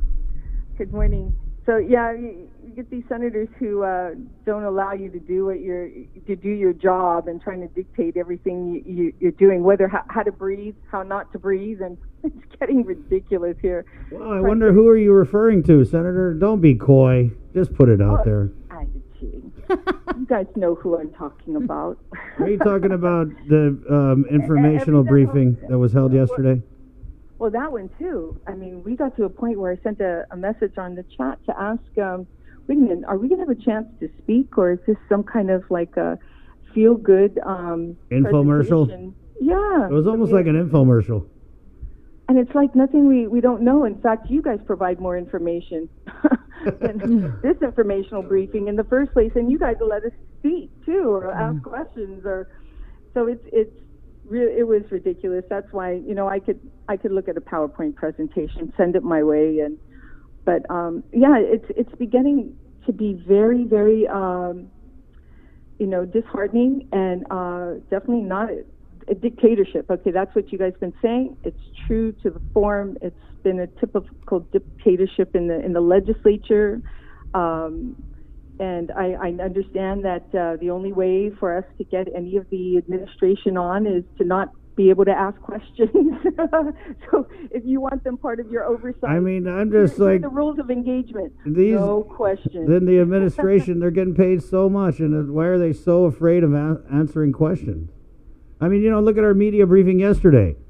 They haven't had a press conference.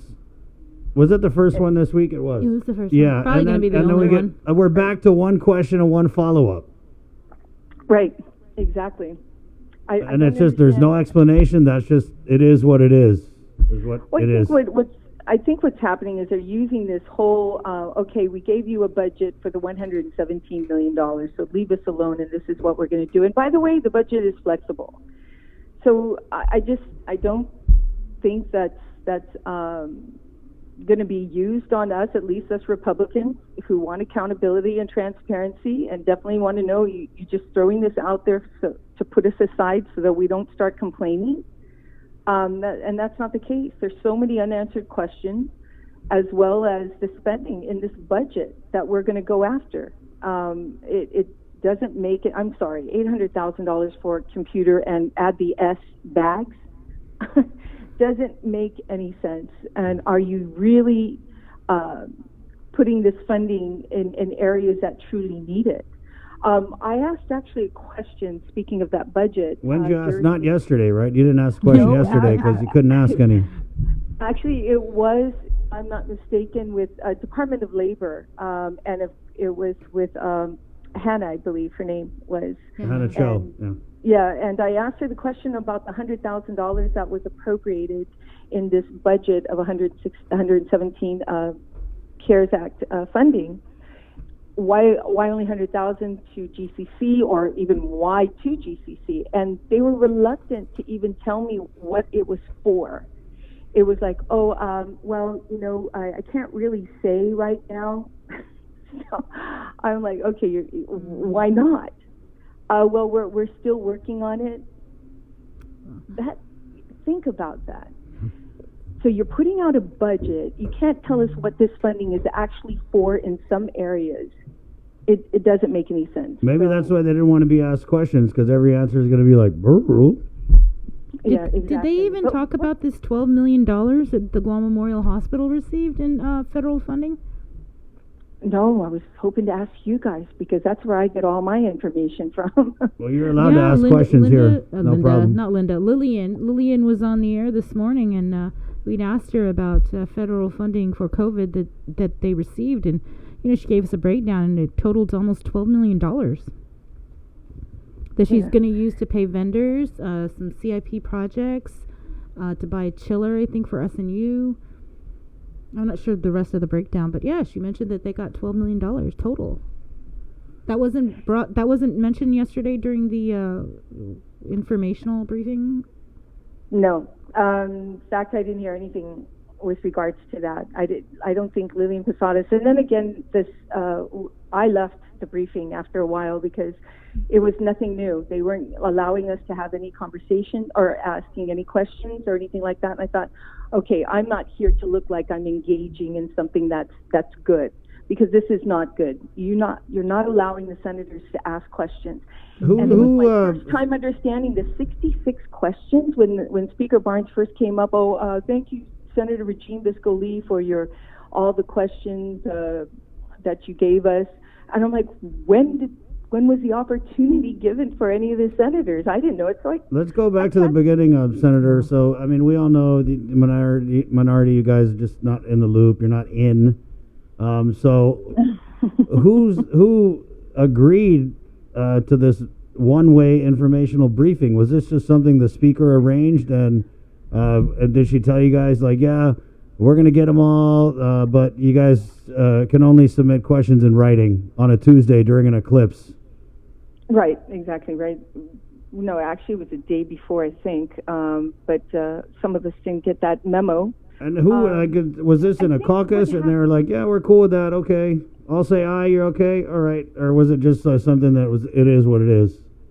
Well, based on my experiences and what I've been watching, how they're maneuvering here, I think what happened is that the speaker wanted, like all the other majority oversight chairs are pumping out hearings or oversight hearings, and the only way they can get the administration on is to have the agreement that, okay, we'll come on, but we don't want to answer any questions. We'll just give you a briefing. So I'm pretty sure this briefing that happened was a compromise with the speaker and the administration. Okay, we will have I'll put a briefing together so we can inform the public. They should just plug into KUAM, but inform the public about what's going on, and we will submit questions afterwards. I'm like, that's not the way it rolls for transparency. That's what I don't get. It's like we had the... That's the reason why she was able to get only able to get the administration to come on. I mean, you guys can subpoena these people. Why are we playing nice? You had to do a whole bill about transparency. The governor shut it down. She wrote a mean letter to the legislature. I just think screw these information briefings and just have oversight hearings. Yeah, I don't know why you guys are playing nice. I mean, I know you're not really playing nice, but... Well, I try to play nice. I mean, and on the speaker's part, Senator... I write my fair share of letters to the governor requesting things and trying to speak with directors on getting information. But, they're all on lockdown, definitely with the Republicans. But I think the people, that's what we're going to reach out to, the people of Guam. Because if we can't get it, then we can ask the people of Guam to help us, stand behind us, and request for transparency. And that's what's been happening. Thank God, that the people are finally speaking out. I would, and it's interesting because Speaker Barnes has kind of made this turn during this COVID crisis, and I don't know if it's maybe she sees the writing on the wall that her chances aren't looking so good because she has really been the one down there really going to bat for the administration, and then now all of a sudden it's like, no, I want to be transparent, and so she's really been banging that transparency bell. And so you would think if you've been calling out for transparency and then you arrange a hearing with the administration and the administration is like, oh, yeah, we don't want to answer any questions, put it in writing, and we'll deal with it later. I don't know. I would have been like, you know what, if you're not going to answer any questions, then how about I just subpoena you? Because I think we all thought, and not just the media, but the general public thought that this informational hearing was going to be something like a work session where you guys have the documents, you have the information. Hey, what is this? Can you tell us a little bit more about this? But instead, I mean, it was almost like an infomercial. You had the acting chief of staff, John Jr. Calvo, go on, and I didn't even know what the hell he was reading, but it was just basically like the biggest kiss butt message about the administration's efforts with COVID-19. And I was like, I put a message in the speakers chat, like, are you guys charging them for advertising? Because this sounds a lot like a commercial. It's so true. I mean, you know what part I'm talking about is where he went on, he's like, I got the ending, guys. I got this. Yeah. Well, I tell you, you can chalk it up to the people of Guam calling out for transparency. And I think that if everyone is keen to really what's going on and listening to the radio, listening to, watching TV, reading the paper, understanding what's really going on in our government, it's out there. It's like right in your face. These guys are not allowing the administration, as well as the majority in the legislature, are playing games. They're playing political games. And it has nothing to do what's best for the people of Guam, but what's good for their own careers. And that needs to stop. What can we do as the minority to try and push, what's these bills that are going to help the people of Guam? What's the FOIAs that we've countlessly been putting out as well to get answered? And if it means that we have to, really put the hammer down and subpoena, as well as, ask the Attorney General to step in here, which is another joke, asking the Attorney General to stick in. Wait, this is not a comedy show, Senator. Easy with the jokes. This is not a comedy. This is a serious show. That's just, we were thinking about putting teeth to Bill 333 that was just recently passed. Everyone, I think we had the whole island of Guam behind that bill on transparency. But then it boils down to teeth in it. Well, how do we put teeth in? I introduced a bill early in the game. I think I was the first one that had a bill that was vetoed by the governor. And what my bill did was the director within 30 days, or the amount he's required to put out, the report for an ARC committee group that oversees permits and things. Well, sometimes they sit on it for months and months. Anyways, if they don't do it within the time frame that they've been granted, 30 days, then they would have to have a penalty of $1,000 out of their own personal pocket for not putting the report through. It was simple as that. It's like accountability for these directors to get their job done instead of sit on it. So it was vetoed. So how am I going to do the same thing for Bill 33 that makes sure that the governor complies to all that's on there? We already received a letter from Daphne Shimzu from Department of Revenue Tax. Bless her soul, she's doing a great job. But I'm pretty sure she's being coaxed on how to reply to the legislature or bills. But sends us a letter that, we can't send you this information because of issues, I guess Social Security or personal information. But we're not asking for their Social Security number. We're asking for everything else. Right. We receive documents at the legislature for appointments from individuals who are appointed to boards and commissions. And in that application, you see the blackout of their address and Social Security. Of course. Well, that's the same thing that we're looking for on these documents. So, already for Daphne to tell us citing a law, we're not asking for Social Security. So how do we put, the feet to the fire? Do you think it's Daphne, though, Senator, or do you think that she's just getting orders from Adelup? Absolutely orders from Adelup. And, I'm pretty sure the ringleader there is probably Lester Carlson, because he's notorious for never answering questions. And I challenge you guys, listen to the guy when he's on air. It's a master class. What do you call that? Master class? The master class? Yeah, he's putting on a master class on how to answer in his Lesterese, I call it. It's Lesterese.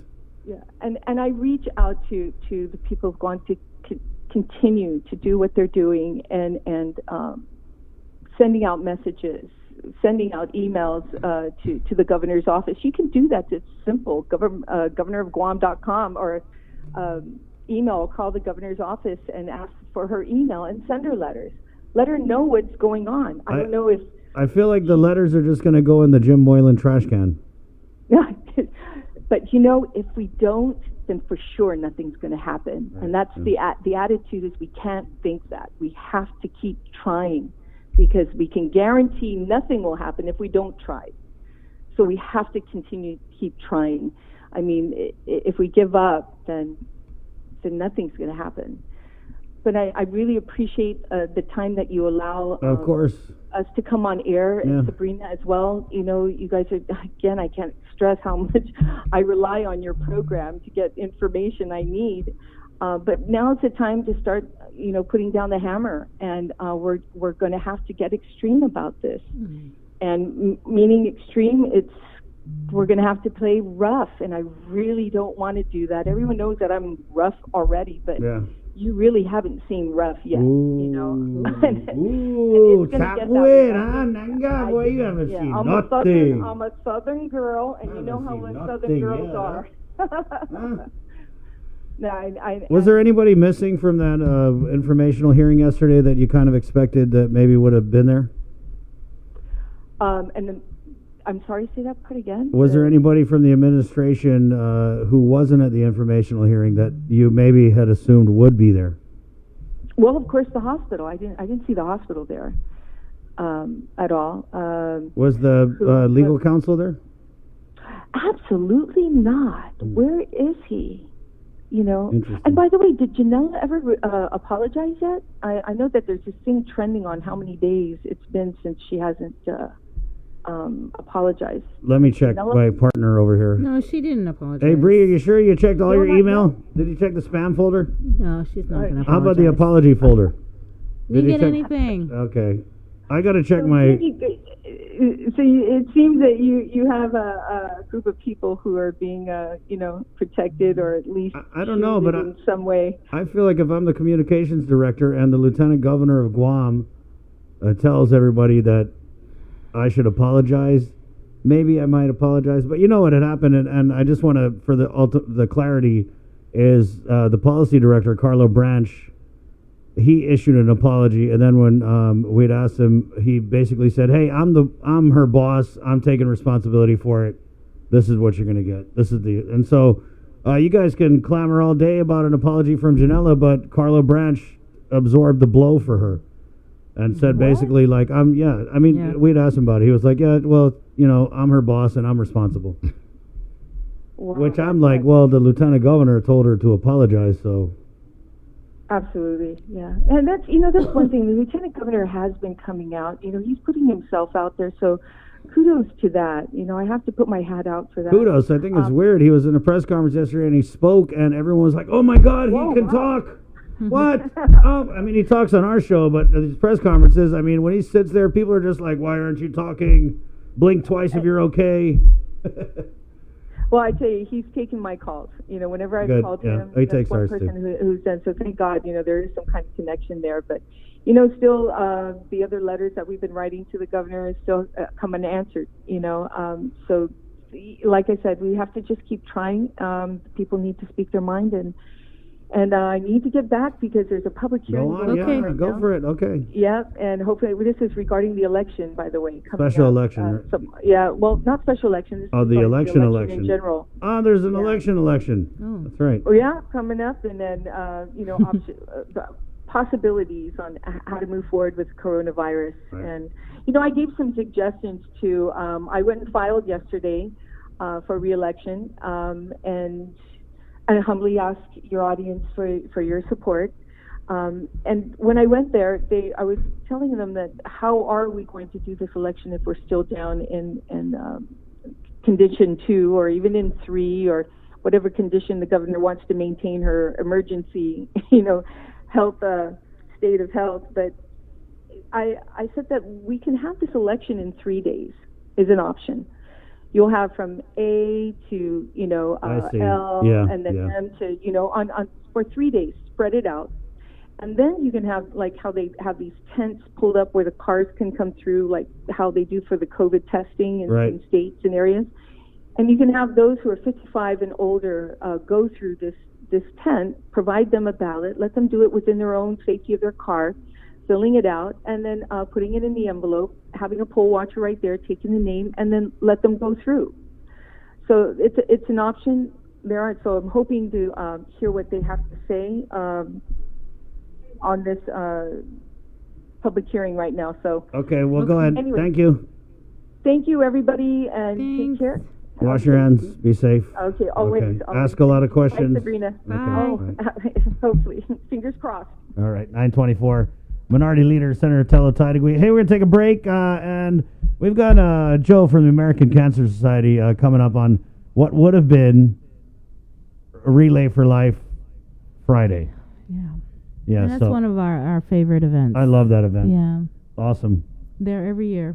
You ever get the feeling, though, at Relay for Life that you're just going around in circles? Okay, let's go. All right, we're going to take a break. It's the KUAM News Takeover, Guam's favorite, containing COVID. Good morning. Now more than ever.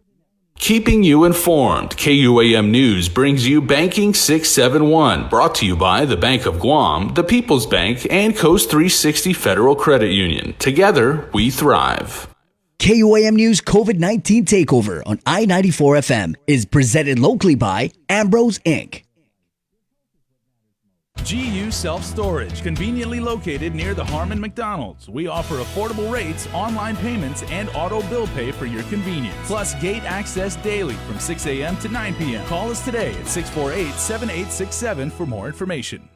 With the new challenges we're all facing, First Hawaiian Bank wants to make sure you have access to your financial world. With FHB Online and our mobile app, we hope to make banking the least of your worries. Visit fhb.com/digital.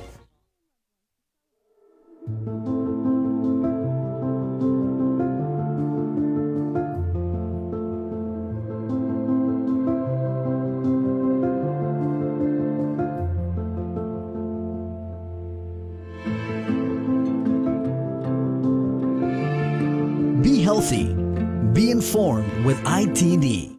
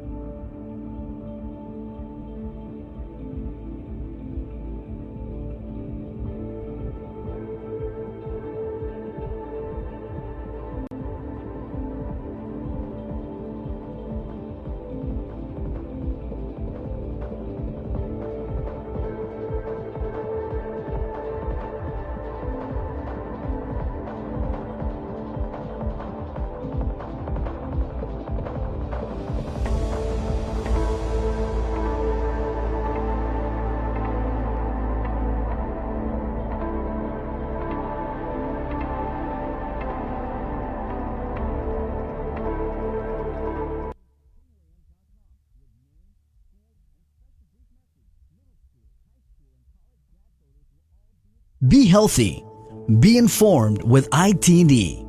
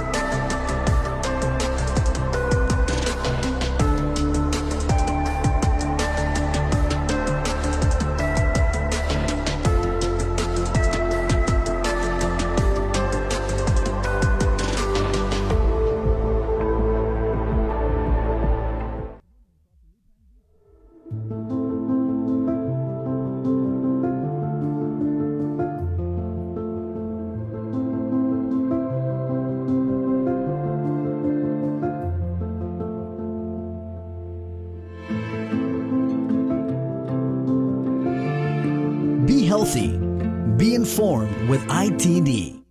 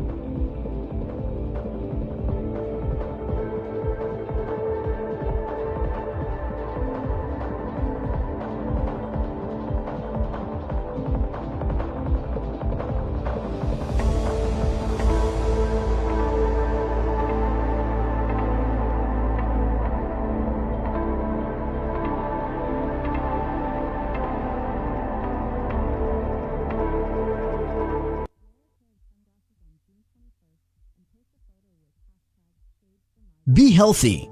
Be informed with ITD.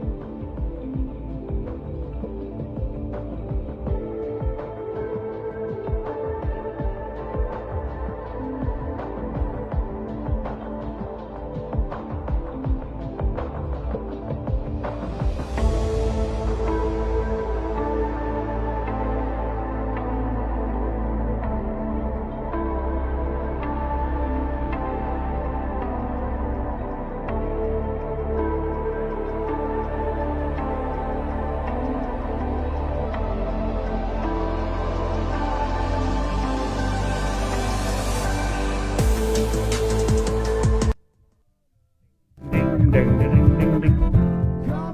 9:32 Friday. Hey, we're ending the show a little bit early today because your elected and independent Attorney General is holding a press conference regarding his no double pay for you legal opinion. And you. Good morning. It's containing COVID, Guam's favorite.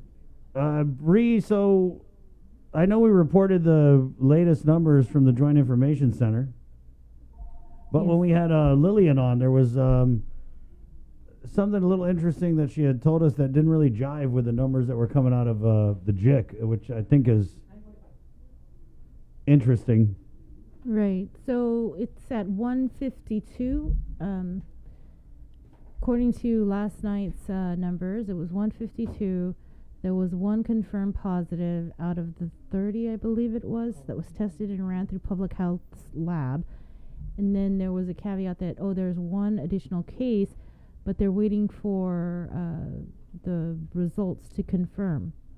And Lillian was on the radio show this morning and confirmed that that case was actually a positive, which would mean we would be at 150, 153. So we would be at 154. But then she also said that there were actually 2 other confirmed cases from earlier this week. Right. And I think what was one of the things that she had told us that I felt was, we hadn't heard before, but there was a grandfather and a grandson, both who have tested positive for COVID-19. Well, that was from earlier this week, right? She said the grandson had been transferred from, or gone to GRMC. Right, and there was one from GRMC earlier this week. Yeah, so I'm not sure if it's the way they're reporting it or the time they're reporting it, but you're right, it doesn't really add up. Yeah. I mean, we're talking about zeros and ones and twos, so that's the kind of math I can handle. Mm-hmm. And it's not adding up. So, 9:35. We'll ask at the press conference today. Hey. I don't think there's not going to be a press conference. Come So let's go over to the NMI real quick and catch up with Tomas Maglotnia, who's standing by with the latest in COVID-19 in the CNMI. Good morning, Tomas. Hi, Tomas. Good morning, Bree and Chris. Here's the latest on what's making news in the Northern Marianas. As KUAM News reported, KUAM questioned CNMI Governor Ralph Torres during a media briefing held earlier in the week for clarity on reimbursable funds. Both the NMI Congressman Kilili and some local representatives from the CNMI legislature continue to ask about what the metric is for making sure that there are, in fact, reimbursable funds. He says that decisions are made in the government office in close consultation with FEMA. We wanted to share this clip from a Zoom briefing from the other day about the governor responding to the questions on reimbursable funds. Take a listen. What is the process to ensure that any funds being spent now are in fact FEMA reimbursable? Well, I want to make it clear to everyone. We do have a good working relationship with FEMA. The process that we have been doing since day one has been different from the past.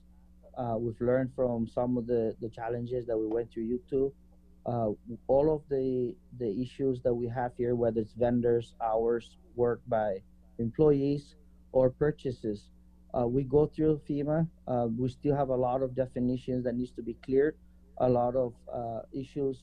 But in terms of vendors, we're confident that the money that we spent, first and foremost, was done for protection of our health. Really, it's not a matter of whether it's going to be reimbursed or not. When those decisions were made because of the best interest of the health issue and the declaration. But being said, we have been working with FEMA. We have been working diligently and transparency on the products and supplies that we've purchased, and we've already turned in several project worksheets along with GAR, Pachagrou, and the other purchases that we've made. But we are confident that those purchases will be reimbursable. But again, the decisions that we've made, along with the concurrence and recommendation of our hospital, our health professionals, our doctors, our nurses, with GAR, those decisions was made regardless whether it's reimbursable or not. So I want that to be clear, that the decisions we made purchasing these items was in the best interest of our community and for their health. The House Special Committee on Federal Assistance and Disaster-Related Funding convened at the CNMI legislature also on Wednesday. Questions ranged from procurement to reimbursable funds that the governor was just talking about in that clip. With regards to the CARES Act, local representatives questioned the governor's authorized representative, the GAR, Patrick Guerrero, for about 2 hours and 30 minutes on Wednesday. Also, yesterday, the governor announced his economic plan that we reported on, calling it the CNMI Community-Focused Economic Recovery Plan. One highlight of the plan includes the resumption of tourism on July 15. The task force understands that it's not a set date. They're setting this as their target date and are looking into a grant to require origin testing for tourists leaving their place of residence and testing upon arrival into the Commonwealth. Public health recommendations by the Commonwealth Healthcare Corporation, they say will continue to lead the gradual reopening. They have a three-pronged approach here in the CNMI, phase, guide, and monitor, and it requires testing, again, before boarding the flight and upon landing. I wanted to share with the viewers today the latest numbers from the Commonwealth Healthcare Corporation for the Northern Mariana Islands. The cumulative number of confirmed COVID cases in the CNMI remains at 19. The cumulative number of persons released from quarantine is 378. We remain at 2 deaths, and our number of recovered cases thus far is 12. And right now, we just reached over 3,000 people who have been tested through the Community Testing Initiative. That number exactly is 3,325. Bree and Chris, we know this is important because much of the recovery plan and moving through the different moving from the different red to green zones in that recovery plan, the governor is telling us will be tied to the amount of people who go through the testing initiative. And so that's around 3,325 at this time. And I just finished attending an 8 a.m. briefing with the governor and the director of the Department of Labor here in the CNMI, run through KKMP. They're expecting some of the federal assistance with the PUA program to come in and be able to sign up for that in the CNMI by June. Just some other new updates from the CNMI Governor's Office. There's the renewal of the Executive Order 2020-04, extending the public health emergency for about 30 more days from the date of the executive order, which is today. And also another amendment for the week of May 17th through May 23rd, government offices will be open in the CNMI for 4 hours, 8 a.m. to 12 p.m. And after effective May 24th, government offices will be open for regular hours maintained by the shutdown caused by the COVID-19 pandemic, of course. And bring Chris, that's the latest that's making news on this Friday here in the Northern Marianas. Business! All right, thanks, Tomas. Thank you, Tomas. Have a good weekend. What are you working on for this weekend? What's going to be happening in the CNMI?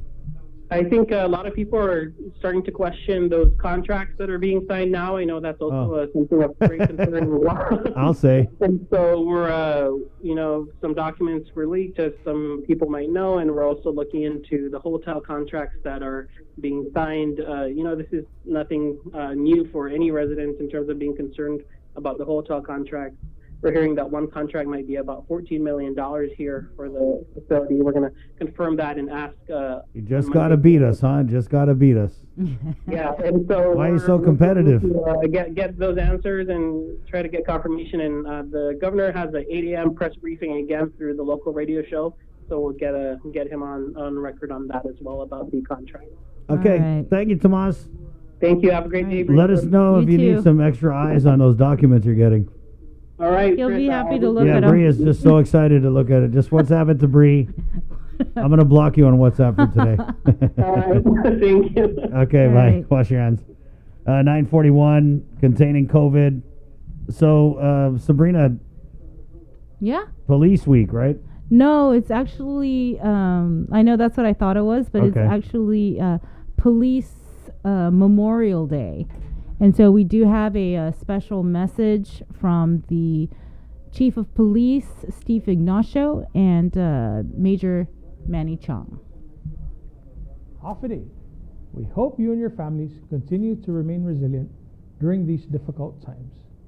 Even while we remain apart from each other, our community continues to strive together with our nurses, doctors, first responders, businesses, and citizens in this shared experience. It is in this spirit of togetherness that we ask you to join the Guam Police Department in commemorating our fallen heroes who made the ultimate sacrifice. From May 10th to the 16th, we celebrate National Police Week, a time when we continue to pay tribute to our fallen heroes, and we recognize the achievements of our law enforcement officers as they continue to answer the call to be our protectors. This year's National Police Week theme is Heroes Live Forever. Heroes who gave their lives in the protection of our community came from all law enforcement agencies across the island. Undangklo na si Diyos maasi for taking care of our community. To our law enforcement officers who donned the badge, we thank you and we salute you.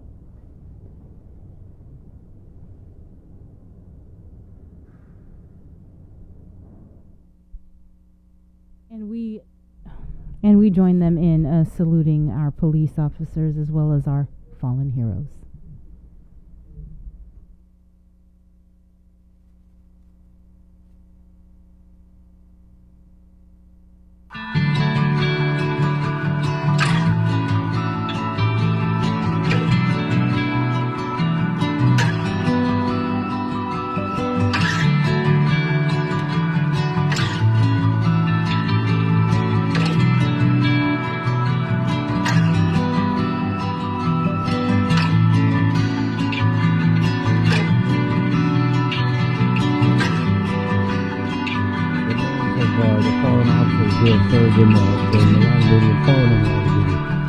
For the Guam Police Department. Conservation Officer Suzaki, Patrolman Francisco Taitague, Patrolman Juan Santos, DEA Special Agent Larry Wallace, Police Officer Juan Francisco Reyes, Police Officer 2 Tomas Sablan, CVPR Helen K.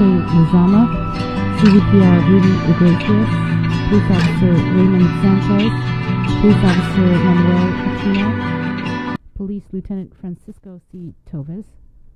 Corrections Officer 1 Douglas W. Mashburn. Police Officer 1 Eddie Santos. United States Air Force Airman Lori Lucas. United States Air Force Sergeant Stacy LeVay. Police Sergeant 1 Frankie E. Smith. Police Sergeant 1 Siegfried Mortera. Okay. There you go. As we begin National Police Week. Yes. Right. And today is Police Memorial Day. You know, every year GPD has a memorial service, a tribute to our I was fallen at it heroes. last year. Yeah, and so, you know, today they're obviously not able to do that. And so that's why, you know, Paul Tipow reached out to me to see if we could do something for them. And so, you know, of course, we're going to honor our fallen heroes. Definitely. 9:46. From that to this, now we're going to end on a good note. You know, the police memorial ceremony, very somber. Like I said, I was at it last year. It's hard to believe a whole year has passed. Something else we were at last year was the American Cancer Society's Relay for Life, which was supposed to be tonight. And so we want to bring up Joe Rios from the American Cancer Society. He's the Relay for Life event chair, right, Joe? Yep, event chair. So first of all, it's been a little bit, and how are you feeling this morning? I mean, we've all been struggling, and I know you've been mentally preparing for not having a Relay for Life this year, but again, how's it feel for you guys this morning? And I know that you're doing a virtual thing, right? Yeah, we're doing a virtual thing. You know, it's truly a unprecedented situation for us at American Cancer Society, and having to, you know, plan a virtual Relay for Life, you know, this year. This coronavirus pandemic is really affecting all of our families, you know, especially our business, our communities, our way of life that we used to know it. And I was talking to somebody the other day about having to re-engineer Relay this year because we had, you know, about maybe like 45 days ago, we had to postpone it. And, you know, since the public health emergency was declared, we had to postpone that. And in fact, like you said, today is the day that Relay was originally scheduled. So, you know, I was talking to this person, and you know, he asked me why, and told me to, in this COVID time, to really evaluate my priorities. And I basically said, our cancer patients really need us to continue to fight. You know, to open up the American Cancer Office, because it's been closed since the declaration.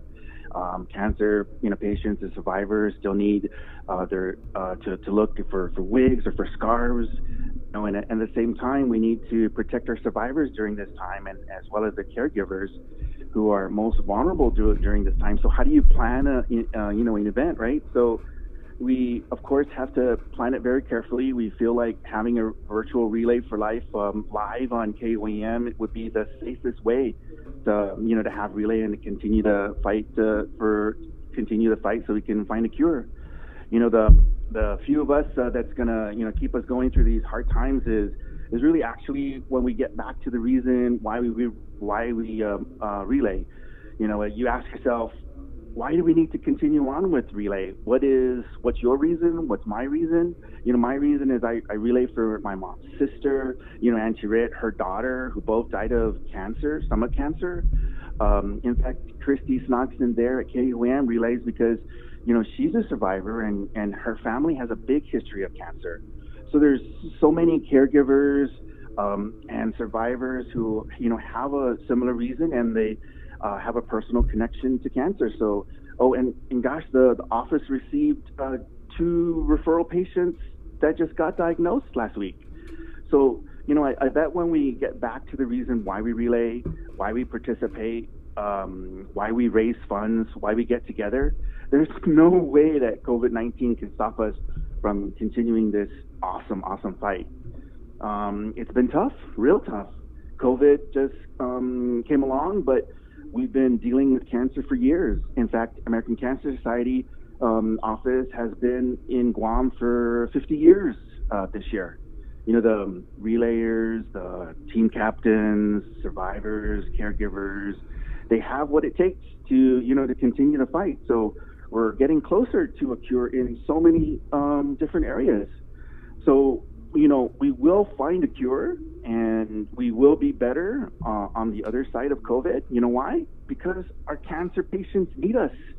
So that's why, you know, we're planning this virtual relay. We want to, you know, announce today officially the program, Virtual Relay for Life Guam 2020 on KUAM and TV8 and the digital platforms. We want to, you know, get the teams back together again.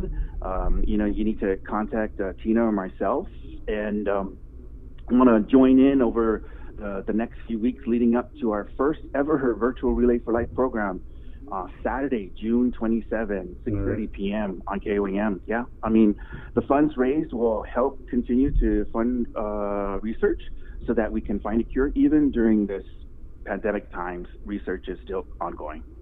Thank you, Joe. Thank you. I know we're really excited about partnering with you guys, as we have done over the last several years, and doing what we can to show our support. I miss it. It's just it's weird to not, you know, because I always do the opening ceremony, and it's just something that every year it's my calendar. Hey, we're in May, and it just and you know, when you talk about who do you relay for, I mean, unfortunately, you know, me personally and so many of my friends and family, we've all been touched by not just one, you know, death from cancer, not just two even. I mean, you know, both of my mom's sisters have passed from cancer within the last 5 years. You know, my party Savage K. Past Lenny Ramirez, one of our KUAM family, is currently fighting cancer. Of course, Christy St. Augustine. I mean, the list just goes on and on and on. And goes on. I mean, it's tragic that cancer has touched so many of our lives, but it's also inspiring that we all continue to kind of dig in and to square up and fight this disease. I hate it so much. Yeah, definitely. And, you know, especially, you know, in this day and age with everyone focusing on, you know, the pandemic, at the same time, cancer doesn't stop. It doesn't sleep. So that's why we can't either. We can't stop what we're doing. Amen, Joe. Thank you so much. Thanks, Joe. Hey, you're a COVID hero, you guys, American Cancer Society. Everybody thousands of you guys, we always see you every Relay for Life. You guys are barbecuing. You're having a good time. We're there to show the support, you know, with the Luminaria and the survivors, and it's definitely something I'm really, really missing.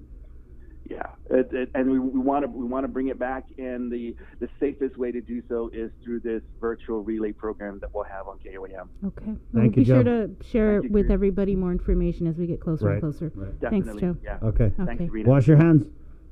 Yeah, all right. Okay, there you go, Joe Rios from American Cancer Society. Thank you guys so much. We got to jump off and make way for the Attorney General's press conference, where our Adriana Gutierrez will be participating in that press conference. So, yeah, we better go. Okay, so thank you guys again to our sponsors, Calvo Enterprises, Ambrose Inc., IT&E, Koss 360, the Bank of Guam. Thank you guys so much to all of our frontline heroes. Again, thank you guys. We're going to get you guys the pay that you deserve if it's the last thing we do, but hopefully it won't be. All right, I want to leave you. You know, I mentioned my late party Savage K, and one of the great songs that he did here. And I want to also wish a happy birthday going out. This is a special birthday dedication to Chloe Esperon. Okay, so happy birthday, Chloe Esperon. That's coming from our man Joe Sir and the family. And also, I wanted to thank Spoonful for. I stopped into the store to get you some stuff this morning, and the guy was delivering empanada, and he was like, "Hey, I always hear you guys on the radio. I love your show. Here's some empanada." Aww. So, thank you. It's Spoonful empanada. There it is. Looks good. All right, that's the last empanada in KUAM. Hey, so Sabrina, great job today as always. Job. My name is Chris, and thank you guys so much. Leaving you with the late, great Savage K with Live Life Alive on this Friday. My name is Chris. Hasta adios. Bye.